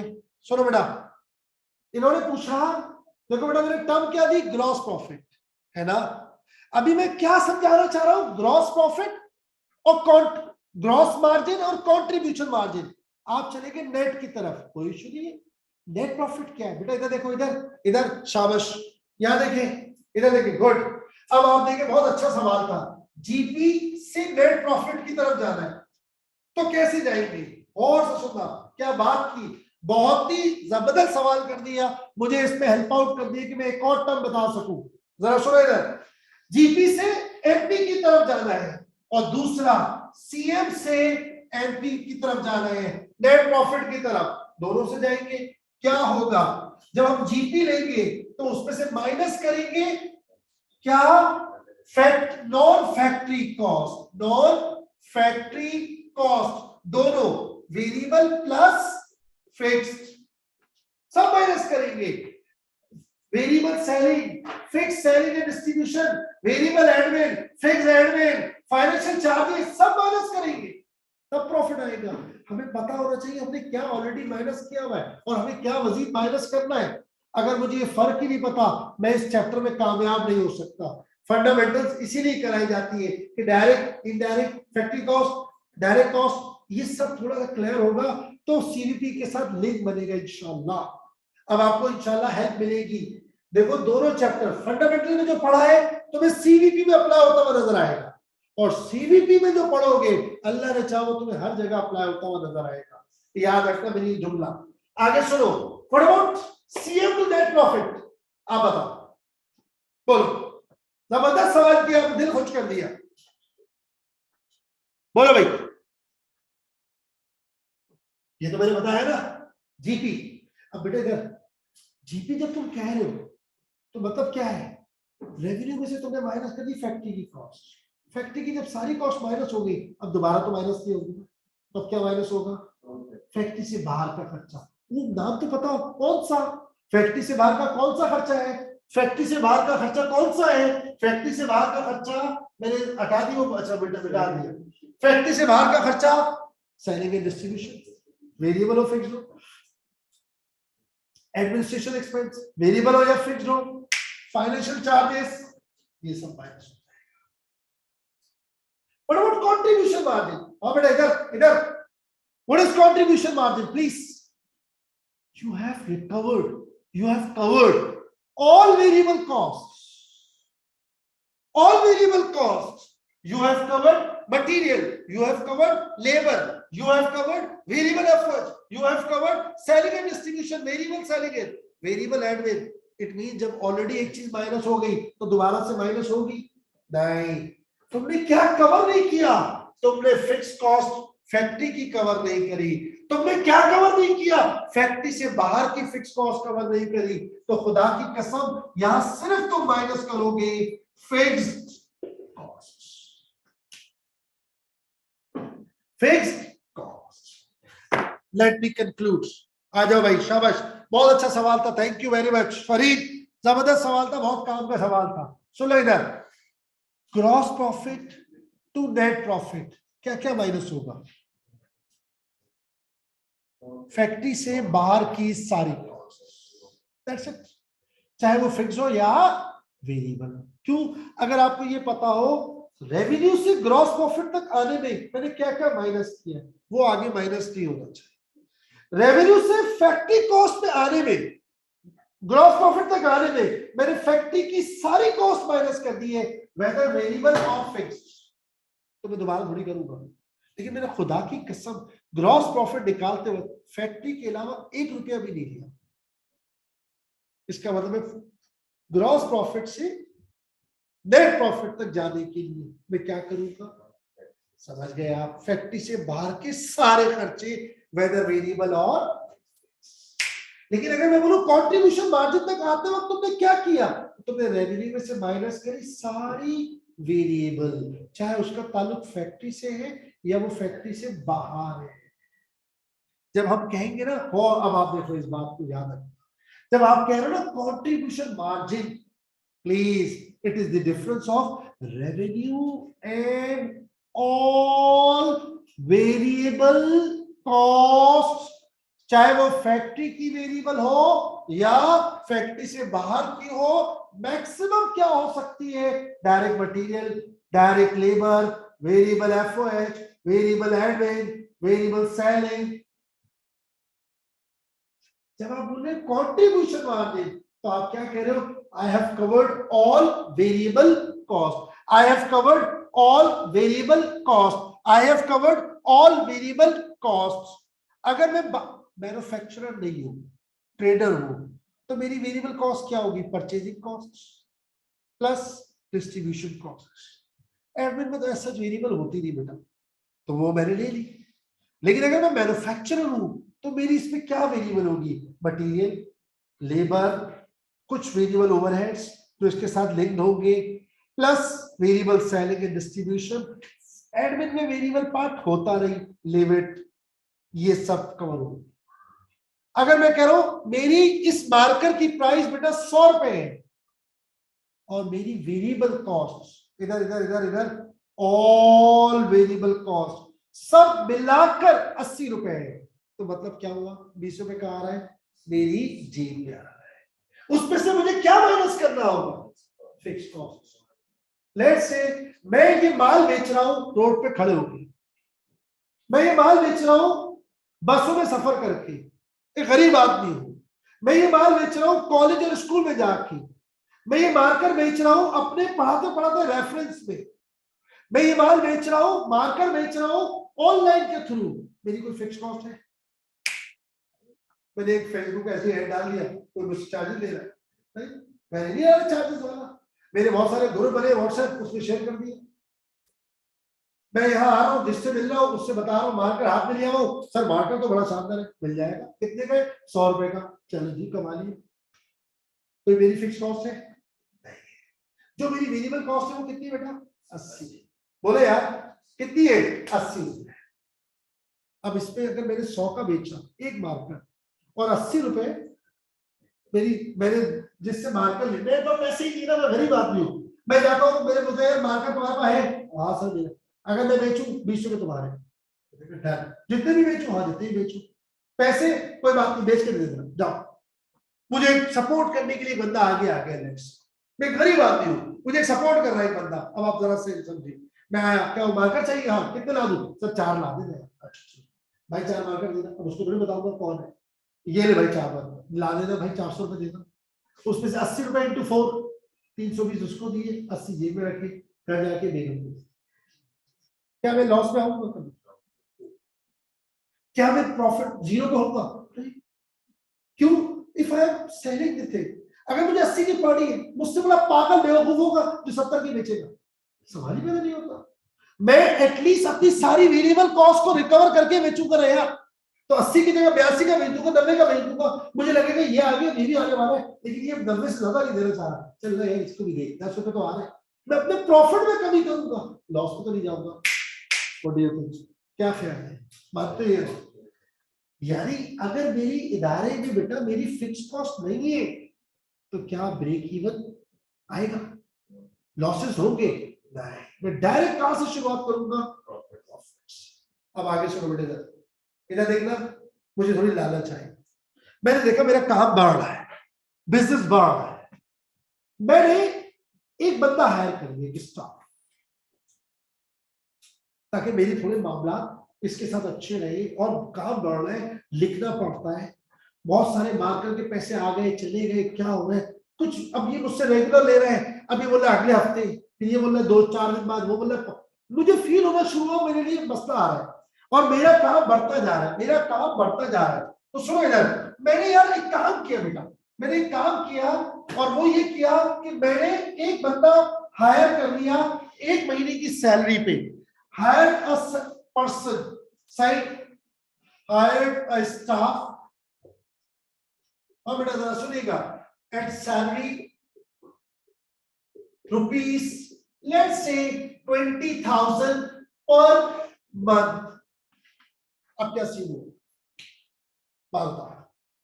20,000 रुपए की स्टाफ हायर कर लिया।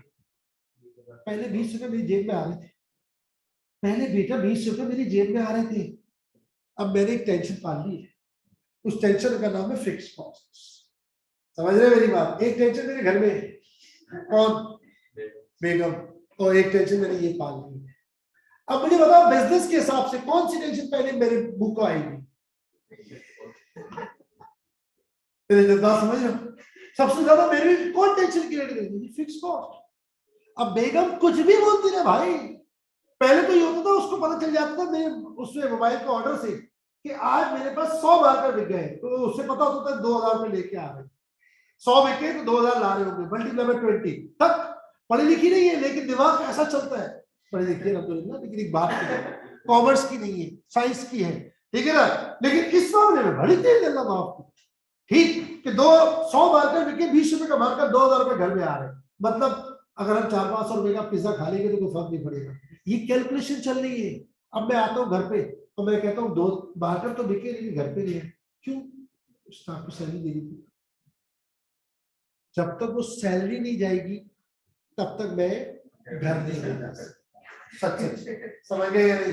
इधर देखो बेटा, प्लीज मुझे एक बात बता, अगर मैंने बंदा हायर कर लिया तो मेरी फिक्स सैलरी कितनी हो गई? 20,000। मैं एक मार्कर कितने का बेच रहा हूँ? 100। उसकी वेरिएबल कॉस्ट क्या है? 80। मुझे एक मार्कर से सीएम क्या मिल रहा है? 20 रुपए। Is that clear? 20 रुपए एक मार्कर से मैं कमा रहा हूँ। मुझे मिनिमम कितने मार्कर बेचने पड़ेंगे कि मैं ना घर से लाऊं ना घर पे ले जाऊं? 200। आपको लगता है 200? आपको 100? आपको कैलकुलेटर चलाओ यार, कैलकुलेटर चलाओ। 200 आपको लगता है? 200। हाँ भाई, आपको क्या लगता है? 100 या 200 या कुछ और? 1000 मार्कर पक्का? चेक कर लो। सही है? 1000 मार्कर है पक्का वाला? ये बोल रहे 1000, मैं नहीं बोल रहा। अरे यार बहुत आसान है बेटा, इधर देखो, इधर इधर इधर देखो यार, आपको 20,000 रुपए दे दे, खबर करना 20,000 मिनिमम, मिनिमम 20,000, और एक मार्कर से कितना कमा रहे हो? 20 रुपए। सर 100 रुपए कमा रहा हूं। 100 कमाओगे तो 80 जाएगा भी ना, तो नेट क्या बचेगा? CM contribution margin, contribution margin.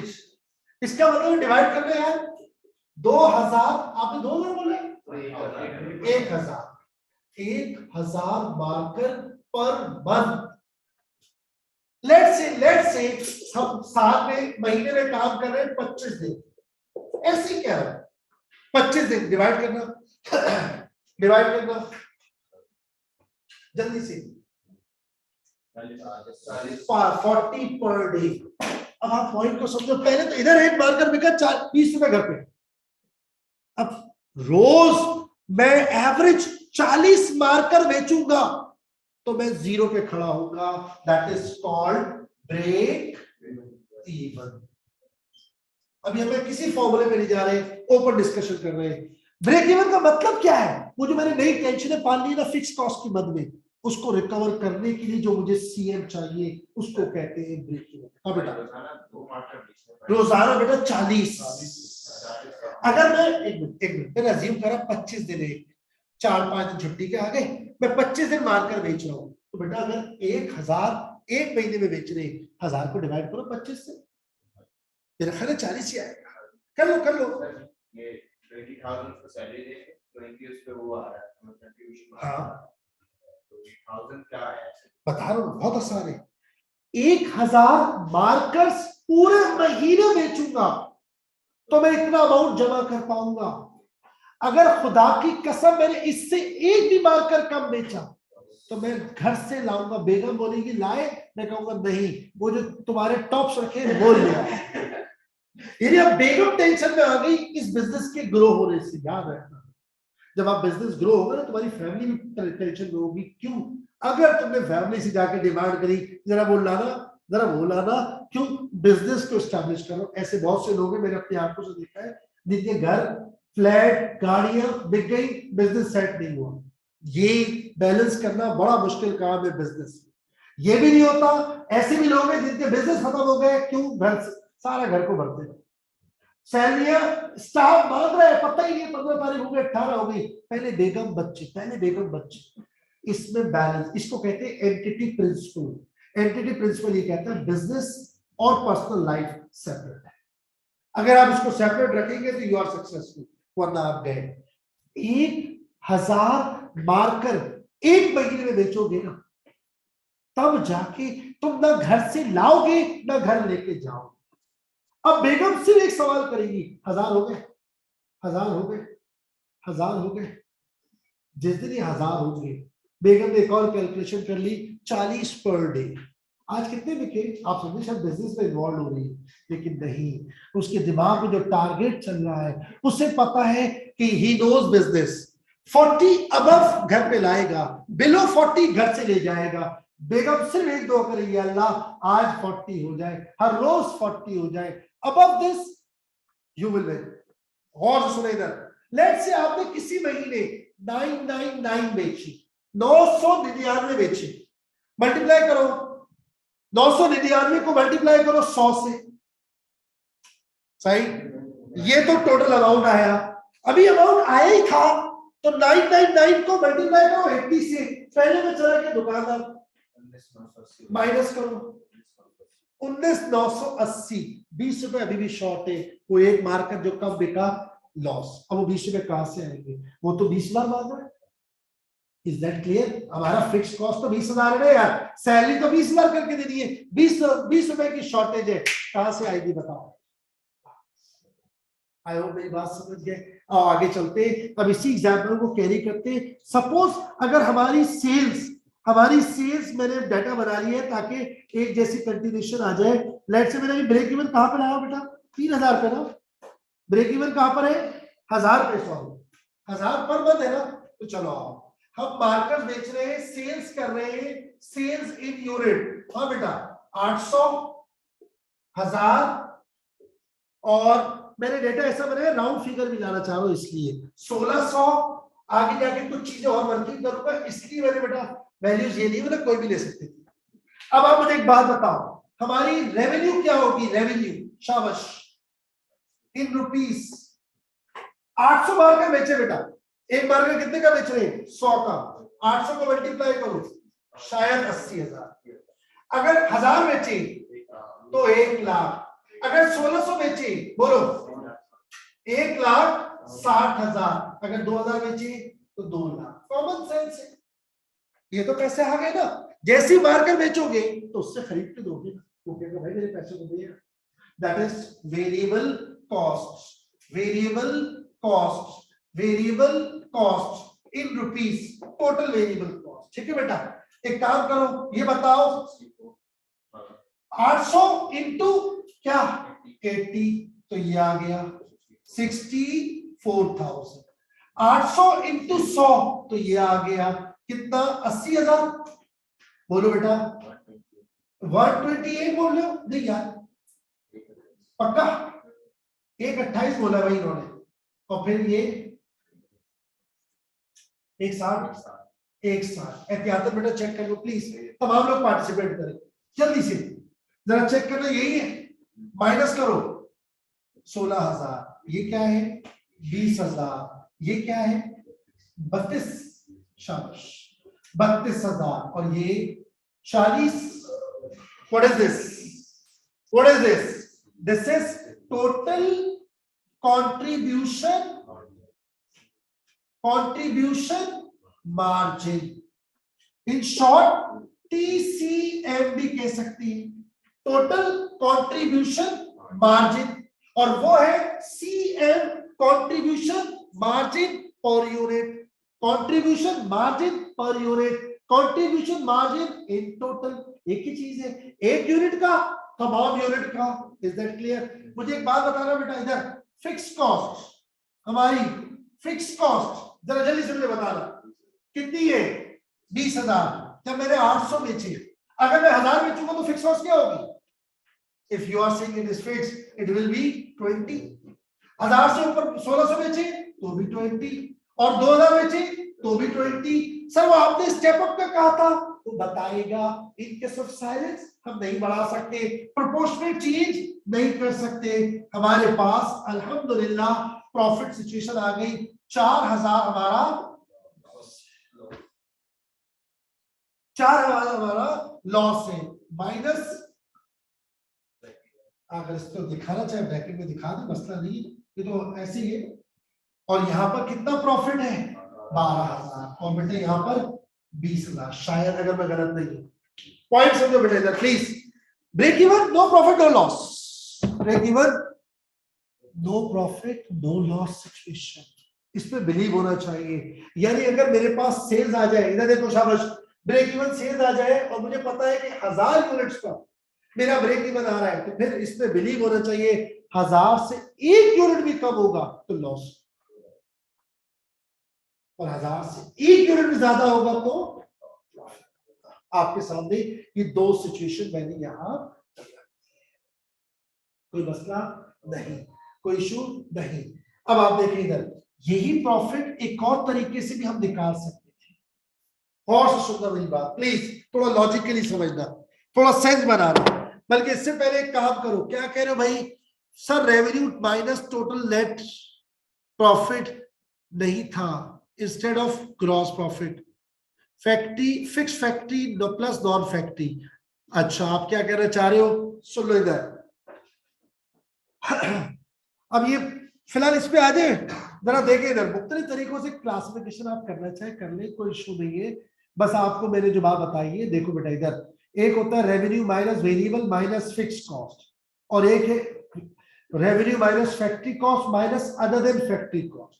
तो फिर जो आपने माइनस किया है, revenue minus variable cost is CM, फिर minus fix cost is profit. अब रेवेन्यू माइनस प्रॉफिट लोगे तो इसका मतलब दोनों है, वेरिएबल एंड फिक्स भी है और वेरिएबल फिक्स भी है और फैक्ट्री और नॉन फैक्ट्री भी। अगर रेवेन्यू वर्सेस प्रॉफिट कर दे कि रेवेन्यू माइनस नेट प्रॉफिट, तो उसका मतलब सब कुछ हो जाता है। मैंने कभी इस डिटेल को छोड़ते हैं, अब जरा यहाँ फ्लो देखिए, कोई मसला इसके अंदर, जल्दी बताओ मुझे। नहीं, अब आपको एक और चीज टेक्निक बताऊं। मुझे एक बात बताओ और से सुनना, हम ये कह रहे हैं कि ब्रेक इवन का मतलब ये होता है no profit no loss situation, no profit no loss situation, कोई मसला नहीं। ब्रेक इवन से जो अबव होगा वो हमारे प्रॉफिट को कंट्रीब्यूट करेगा, और जो ब्रेक इवन से कम होगा लॉसेस को कंट्रीब्यूट करेगा। डरे मसलन आओ एक खेल खेले, इधर देखो प्लीज, जरा गौर करना तमाम लोग। हमारे पास ब्रेक इवन कहां आ रहा है, जरा मुझे बताना। ब्रेक इवन कहां आ रहा है, 1000। अगर मैं इस 1000 को कंपेयर करूं इससे, फिर मैं 1000 को कंपेयर करूं इससे, और फिर मैं करूं इससे, एक बार डिसाइडेड है अगर ब्रेक इवन 1000 है तो 1000 से नीचे क्या होगा, अगर ब्रेक इवन 1000 से अबव है तो सेल्स 1000 से अबव है तो प्रॉफिट। अब आप यहां नोटिस करना, हमारे पास क्या आने जा रहा है, लॉस, मानते हो लॉस आएगा। जरा गौर से सुनना इधर प्लीज। अब आप मुझे एक बात बताओ, पहला वाला सिनेरियो हमने पहले से अंडरस्टूड कर लिया, हमारी सेल्स कितनी है 800 और ब्रेक इवन कहां आ रहा है 1000 पे, सही। तो डिफरेंस क्या आ गया 200। हमारी सेल्स हमारी सोच से कम है, नेगेटिव कर लेते, सही। एक यूनिट पर हम क्या कमा रहे हैं, सीएम 20 रुपये माइनस मल्टीप्लाई करना 4000 का हमें लॉस आ रहा है। ऐसे भी कर सकते हैं। जब हमें पता है कि ब्रेक इवन का मतलब है जब हमारे पास हमारी सेल्स इतनी हो जाए कि हमारी फिक्स कॉस्ट रिकवर हो जाए। इट मींस आप समझे, अगर आपकी सेल उससे कम है तो डेफिनेटली आप लॉस। अनदर एग्जांपल यहां देखो, आपकी सेल्स कितनी है बेटा 1600 और ब्रेक इवन कहां आ रहा है 1000, यानी 1000 बेच दिए, फिक्स कॉस्ट रिकवर होगी, सही। इसका मतलब है जो 600 यूनिट है वो पॉजिटिव है, और इन यूनिट पर जो सीएम है वो कितना आ रहा है 20 रुपए। बताओ प्रॉफिट कितना आएगा 12,000। हम ये भी कर सकते हैं। थर्ड सिनेरियो, ये बताओ हमारी सेल्स कितनी है 2000, ब्रेक इवन कहां आ रहा है 1000 पे, तो 1000 क्या हो गया डिफरेंस, ब्रेक इवन से अबव, और एक यूनिट पर कितना कमा रहे 20 रुपए, फरमाइए 20,000। इस चीज को हम नाम देते हैं margin of safety, margin of safety, short में कहते हैं एमएस। एक मिनट मैं भूल जाऊंगा मैं, मार्जिन ऑफ सेफ्टी शॉर्ट में क्या कहते हैं एमएस। अब देखो आहिस्ता आहिस्ता टर्म्स आ रही, अभी एक दो सवालों तक टर्म्स भी रहेंगी और बेसिक लेवल पे रहूंगा, फिर ग्रेजुअली उठाऊंगा इसको, पेज दूंगा, उसमें जितनी बुलेट्स हो सकते हैं समरीज हो सकती है, लिखते जाना। पहली चीज व्हाट इज ब्रेक इवन, हमने बात की, no profit no loss situation, फिर इसमें बिलीव होना चाहिए। If you are saying break even है 1000 पे, अभी 1000 पे, you know, if you are saying break even है 1000 पे, अगर ब्रेक इवन है 1000 पे, तो बस इस पर बिलीव होना चाहिए 1000 से 1 यूनिट भी कम बेचा, लॉस। तो वो 1000 से जितना भी कम है वो निकाल लो। तो देखो हमने कहा 800 बेची, यानी 200 कम बेची, और 1 यूनिट पर 20 रुपए कम कमाया, इसका मतलब 4000 का लॉस।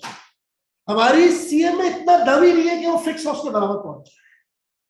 अनदर एग्जांपल, अब अगर आप तो 1600 बेचा, ब्रेक इवन कहां है बेटा 1000, तो ब्रेक इवन से जो अबव बेचा, अबव 600, या ब्रेक इवन से जो कम बेचा दैट इज 200, उस टारगेट उसे क्या कहते हैं, margin of safety. Margin of safety का मतलब सिंपल लफ्जों में ब्रेक इवन से आगे पीछे के यूनिट्स, ब्रेक इवन से आगे पीछे के यूनिट्स। मार्जिन ऑफ सेफ्टी का जो लफ्ज है वो है पॉजिटिव वर्ड, मतलब ये होना चाहिए इसका सिर्फ पॉजिटिव, लेकिन हम उसको नेगेटिव भी लिखते हैं। मैंने कहा था किताब बहुत सारी पढ़ी है कि यार इसके लिए कोई और टर्म होनी चाहिए थी, तो पॉजिटिव ही देखो, मार्जिन ऑफ सेफ्टी, नाम से देखो सेफ्टी, तो सेफ्टी तो पॉजिटिव साइन है, लेकिन अगर वो थोड़ा सा कम भी आ रहा है ब्रेक इवन से, तो भी उसको हम नाम क्या देंगे, मार्जिन ऑफ सेफ्टी। अगर वो ब्रेक इवन से ज्यादा है तो पॉजिटिव मार्जिन ऑफ सेफ्टी, और ब्रेक इवन से कम है तो negative margin of safety. Please मेरी बात समझना, कोई भी बोले मार्जिन ऑफ सेफ्टी क्या है, जो आपकी एक्सपेक्टेड सेल्स है और जो ब्रेक इवन सेल्स है उसके डिफरेंस का नाम है।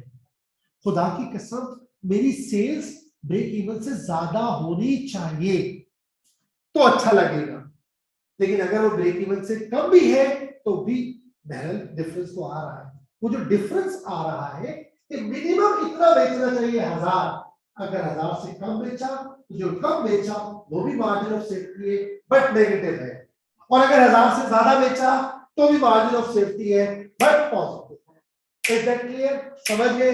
एक काम छोटा सा और करना है बेटा, इधर इधर एक काम और करना है यार, मेरे पास जगह थोड़ी सी कम बची है, फिलहाल गुजारा करते हैं। ये बेटा कंट्रीब्यूशन मार्जिन है 16000 और ये हमारी रेवेन्यू है, जरा इसको डिवाइड करना, सीएम परसेंटेज आ जाएगी। मैं ऐसे लिख देता हूं दूसरे मार्कर से, ग्रीन होता तो और अच्छा होगा। नहीं 16000 डिवाइड बाय 80000 रुपए, इससे बोला इन दोनों को बोला है मैंने, बोलो 20%, 20%। इसको भी करना 20000 इंटू 1 लाख तो 20%, सही 32000 इंटू 160 तो भी 20%, और 40000 इंटू 2 लाख फिर भी 20%। चेक करो, क्योंकि जब variable cost per unit same है तो यूनिट के बढ़ने से वो प्रोपोर्शनेटली बढ़ रहा है। इधर अगर रेवेन्यू बढ़ेगी तो वेरिएबल कॉस्ट भी उसी पेस से बढ़ेगी, तो सीएम भी उसी पेस से बढ़ रहा है। आप नोटिस करो सबका सीएम रेशो सेम है। अब मैं आपको क्या बताना चाह रहा हूं और से सुनिएगा, एक और तरीके से हम निकाल सकते हैं, क्या टेक्निक हो सकती है। देखो बेटा बात सुनो, इधर हमारा ब्रेक इवन सेल्स क्या है, यूनिट में 1000 और रुपीस में 1, ये रुपीस है, ये रुपीस है, आपको पता है, यानी 1000 यूनिट 1000 मारकर बेचेंगे तो हम ब्रेक इवन पे आएंगे। हम इसको यूं भी तो कह सकते हैं 1 लाख रुपए का माल बेचेंगे तो ब्रेक इवन पे आएंगे। डन? आगे सुनो इधर, अब अगर 1 लाख का नहीं बेचा बेटे, यहां देखना, हमने बेचा लेट से कितने का, 80,000 रुपए का, और बेचना कितने का था, लाख का, तो हमारे पास कितना डिफरेंस आ गया, 20,000 रुपए। अब मैं पर यूनिट से मल्टीप्लाई नहीं करूंगा, किससे मल्टीप्लाई करूंगा, सीएम रेशो 20% से, रेशो से सीएम परसेंटेज से। देखो क्या आंसर आ रहा है, 4000, तब भी वही आंसर, ये ना। अभी मैं इसको कंक्लूड कर दूंगा, 1 मिनट लगेगा। जरा सुनो इधर बेटा, दूसरा ये भी रुपीस है, ये भी रुपीस है, ये भी रुपीस है। अब एक बात बताओ, इस सिनेरियो में हमने कितने रुपए का माल बेचा बेटा, 1,60,000 रुपए का, और ब्रेक इवन कहां आएगा, जब 1 लाख रुपए की सेल होगी तो रुपीस 60,000 रुपए का माल हम बेचेंगे तो बस ब्रेक इवन होगा, दैट इज मार्जिन ऑफ, फरमाइए, मार्जिन ऑफ सेफ्टी। ये मार्जिन ऑफ सेफ्टी था यूनिट्स पे, बेटा यहां देखो, ये मार्जिन ऑफ सेफ्टी था यूनिट्स पे, और ये मार्जिन ऑफ सेफ्टी है किसमें, रुपीस। इसको मल्टीप्लाई कर दोगे किससे, 20% से, फरमाइए 12,000 रुपए। ये समझ आ रही है बात। अगर मेरी सेल बेटा अगले केस में 2 लाख, जरा चेक करना, और ब्रेक इवन कहाँ आ रहा है 1 लाख की, तो मेरा एमएस कितना होगा बेटा 1 लाख, और 20% 20,000। अब आप छोटी छोटी बातें कंक्लूड करो। 2-3 एग्जांपल इलस्ट्रेशन है बेस वाली। नंबर 1 यहां देखो बेटा, एमएस क्या है, margin of safety, sales above और बिलो ब्रेक इवन, लिख लो। सेल्स, एमएस की डेफिनेशन लिखो प्लीज। एमएस क्या है, एमएस क्या है, या मेरे पास जगह थोड़ी कम है। एमएस क्या है, एमएस क्या है, मार्जिन ऑफ सेफ्टी क्या है, सेल्स अबव और below break even sales. Short में जगह नहीं दिया, मैंने ऐसे ही लिख दिया, क्या ख्याल है, सेल्स अबव और below break even sales, normally above होने चाहिए बेटा। Margin of safety is a positive word, लेकिन उसको नेगेटिवली भी लिखते हैं, नेगेटिवली भी लिखते हैं। सुन लो मेरी बात जल्दी से यार, बस एक एग्जांपल और देनी है, आगे चलना जरा सुनो बेटा, रेडी, सही है।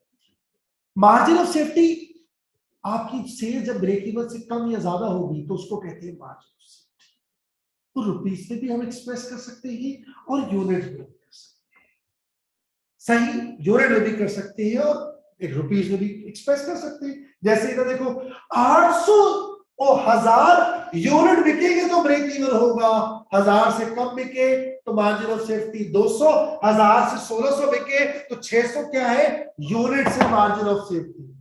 इसी बात को मैं कहूं 1 लाख रुपए का माल बिकेगा तो ब्रेक इवन होगा 1 लाख रुपए का, 1 लाख की जगह 1,60,000 का बिका, 60,000 margin of safety positive, 1 lakh की जगह 80,000 का बिका तो 20,000 रुपए margin of safety negative. Margin of safety units में भी हो सकता है और रुपीस में भी हो सकता है, ये भी क्लियर हो गया।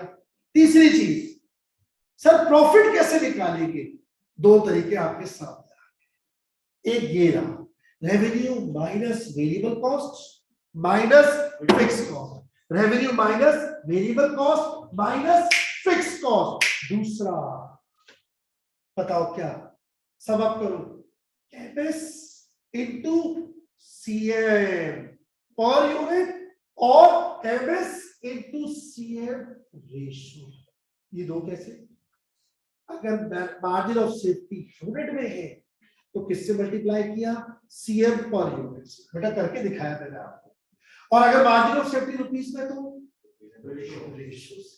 अब आप देख लो, एक छोटा सा नोट कर लो, प्रॉफिट निकालने का पहला तरीका इस चैप्टर में, रेवेन्यू माइनस, ये इस तरह लिख दो, revenue minus variable cost minus fix cost, ऐसे ही निकालेंगे इंशाल्लाह, लेकिन हमारे पास नॉलेज होनी चाहिए। तुम्हारा एग्जामिनर किसी भी तरीके से तुम्हें टेस्ट कर सकता है। दूसरा तरीका क्या है, यहां देखो, एमएस इनटू सीएम रेशो और CM per unit. CM ratio कब यूज करेंगे, बोलो, सीएम रेशो कब यूज करेंगे, जब रुपीस में होगा। सिंपल रखो बेटा, शाबाश। थोड़ा सा 5-7 मिनट है, 10 मिनट है, थोड़ा फोकस कर लो।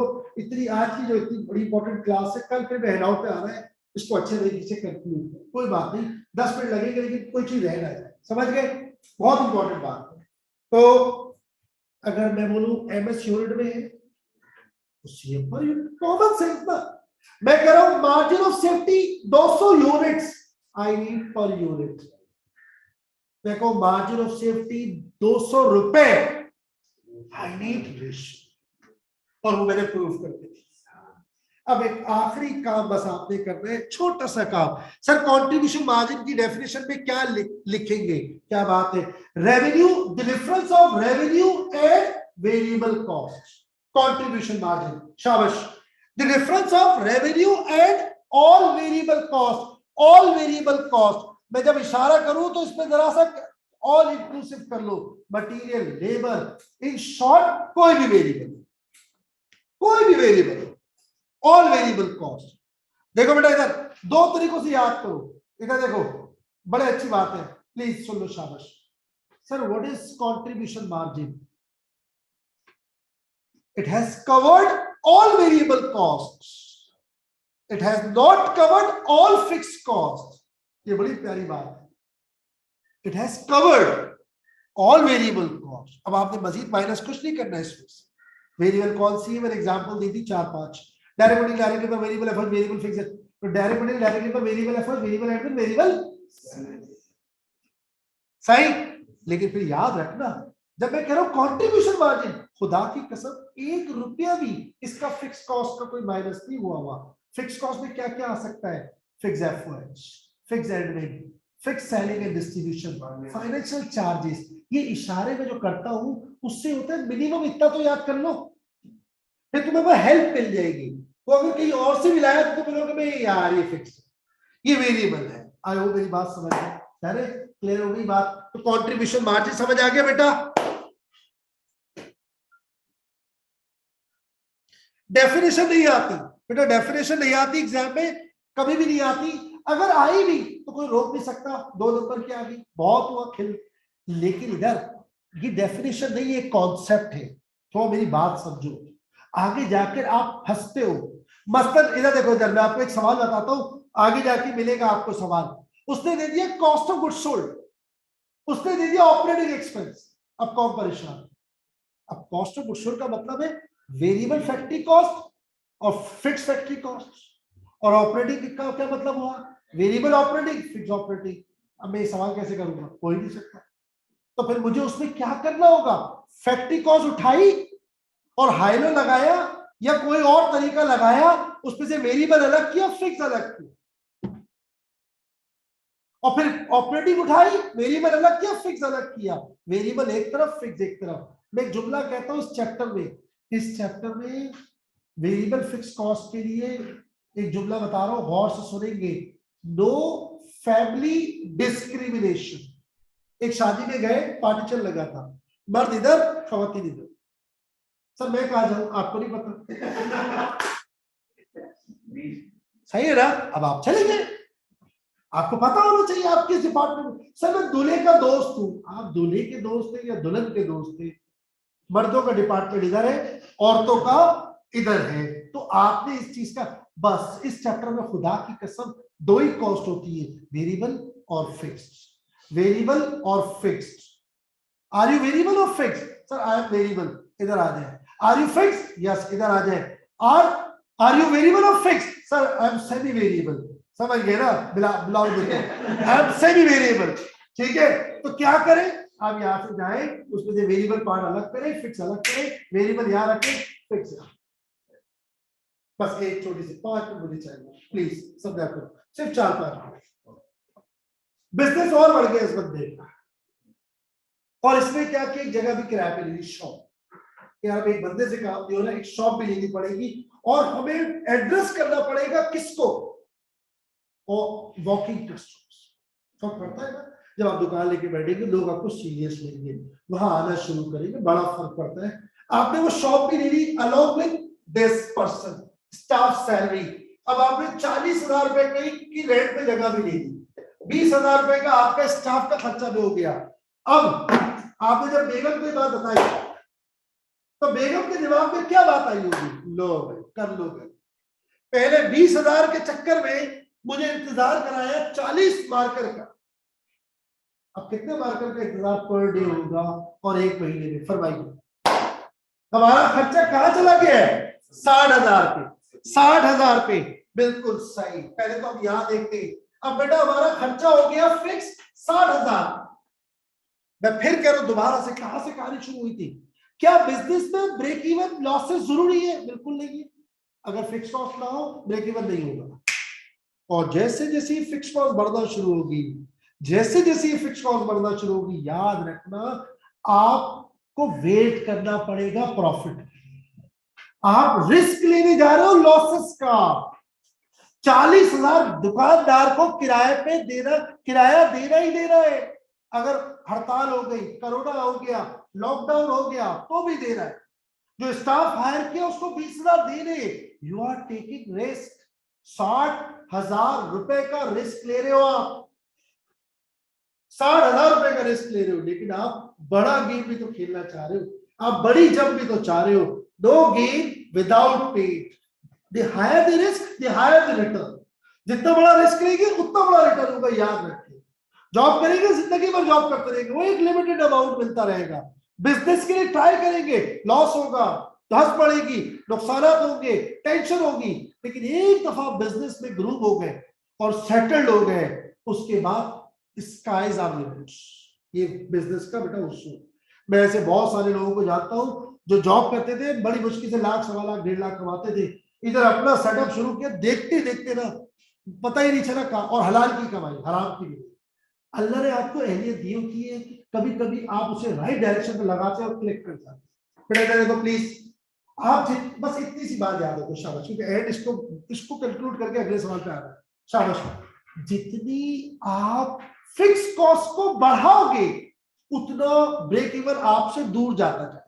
इस बात को पिक करो, हो रही है नहीं? ब्रेक इवन आपसे दूर जा रहा है, ब्रेक इवन आपसे दूर जा रहा है। Is that clear? अब अगर आपका फिक्स कॉस्ट हो गया बेटा 60,000, वही मार्केट का स्ट्रक्चर तो वही है ना, 100 का हमें मिल रहा है, 80 का हम बेच रहे हैं, 20 का हमें बच रहा है, तो हमें कितने बेचने पड़ेंगे बेटा? 3,000 मार्कर एक महीने में बेचने पड़ेंगे, तब जाके मैं जीरो पे आऊंगा। खुदा की कसम, 2,999, 2,999 मींस लॉस, 3,001 मींस प्रॉफिट। अब पर डे करते यार 120 होगा शायद। अब बेगम ने बोला ये आपने जो दुकान लेनी है अंदर है करे, अब क्या होगा? बेगम पहले ही कैलकुलेट करके बैठ रही, मतलब मुझे रोज 120 मार्कर का मैसेज आएगा तो मैं टेंशन में हूं, 119 टेंशन, 120 सुकून, मेरे बुंदे बज गए। समझ रहे हैं नहीं? मेरे घर की चीजें रुक गई, जाहिर घर से लाके दूंगा ना, कहां से लाके दूंगा? 121, चलो कुछ तो आ रहा है घर में, 125, 126 हर डे। जो मैं 120 को क्रॉस करूंगा प्रॉफिट की पोजीशन पे आता जाऊंगा। Above 100, above 120 per day, above 3,000 per month, उसे क्या कहते हैं? Margin of safety. उस सेल्स को क्या कहते हैं? Margin of safety. अगर मार्जिन ऑफ सेफ्टी पॉजिटिव होगा तो प्रॉफिट होगा, और अगर मार्जिन ऑफ सेफ्टी नेगेटिव होगा तो लॉस होगा। अब हमने अज्यूम कर लेते हैं, डेटा ले लेते हैं, लेट्स से 2,000, हाँ बेटा 2,000, एक सेकेंड यार, 3,000, फिर 4,000 और फिर 5,000। फरमाइए प्रॉफिट आप क्या कह रहे हो? अच्छा नहीं, पहले वाला कॉपी की क्या? हाँ फिर कर लो। यूनिट क्या थे पहले वाले के यार? 20,000। ये 800 थे शायद, और ये 1,000, 1,600 और 2। मैंने और तो कुछ नहीं बिठाया, ब्रेक इवन वाला बिठाया। वो कितना था बेटा? 20,000 था शायद, और 20 था, और ये 1,000 था, है ना? और ये कितना था? 40। फिलहाल कॉपी कर ले यार। फिर मैं आपको एक छोटा सा टास्क दे दूं, घर पे कर लोगे? कुछ थोड़ा बहुत समझ आया? नहीं, टेक्निकल टर्म्स आने चाहिए, बहुत सारी है इसमें टेक्निकल टर्म। एमएस हमने डिस्कस किया, मार्जिन ऑफ सेफ्टी क्या होता है, फिर हमने डिस्कस किया वेरिएबल कॉस्ट क्या है, फिक्स्ड कॉस्ट क्या है, एमएस पॉजिटिव है नेगेटिव है तो क्या होगा, समझ गए? चलिए आगे। बस अब आप लोग एक काम करो, कॉपी कर लिया? हाँ भाई कॉपी कर लिया? हाँ भाई स्क्रीनशॉट ले लेना यार। आप तो खैर वो वीडियो भी रोक, बाद में रिकॉर्डिंग को भी पॉज कर सकते हैं। हाँ भाई आगे चलूं? चलो अच्छा मैं आपको वर्बली बता देता हूं। अब आप बात सुन इधर आओ, वर्बली खेले। अगर मैं कहता हूं बेटा सर हमने निकाला ब्रेक इवन 3,000 पे, 3,000 ही निकाला था, मैं कह रहा हूं मैंने सेल्स दी 2,000, तो 2,000 का मतलब है अगर ब्रेक इवन है 3,000, एक्टिविटी है ना, जरूरी लिख के करें। 3,000 पे अगर ब्रेक इवन है बेटा तो 2,000 में सेल हुई है, लॉस तो होगा। तो पहले तो हम इस तरह चलते हैं, 2,000 मल्टीप्लाई बाय 20,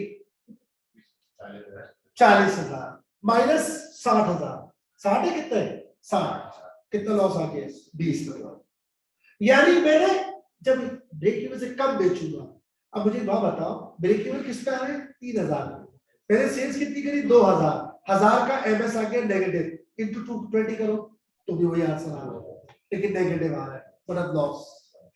इधर आ जाओ, मैं कहता हूं 5,000 ले लेते, 5,000 लेते हैं। अब अगली एक्टिविटी बेटा 5,000, ब्रेक इवन मैंने कहा बोला आपसे 4 पे या 3 पे, 3,000 पे बोला, चलो आओ खेले।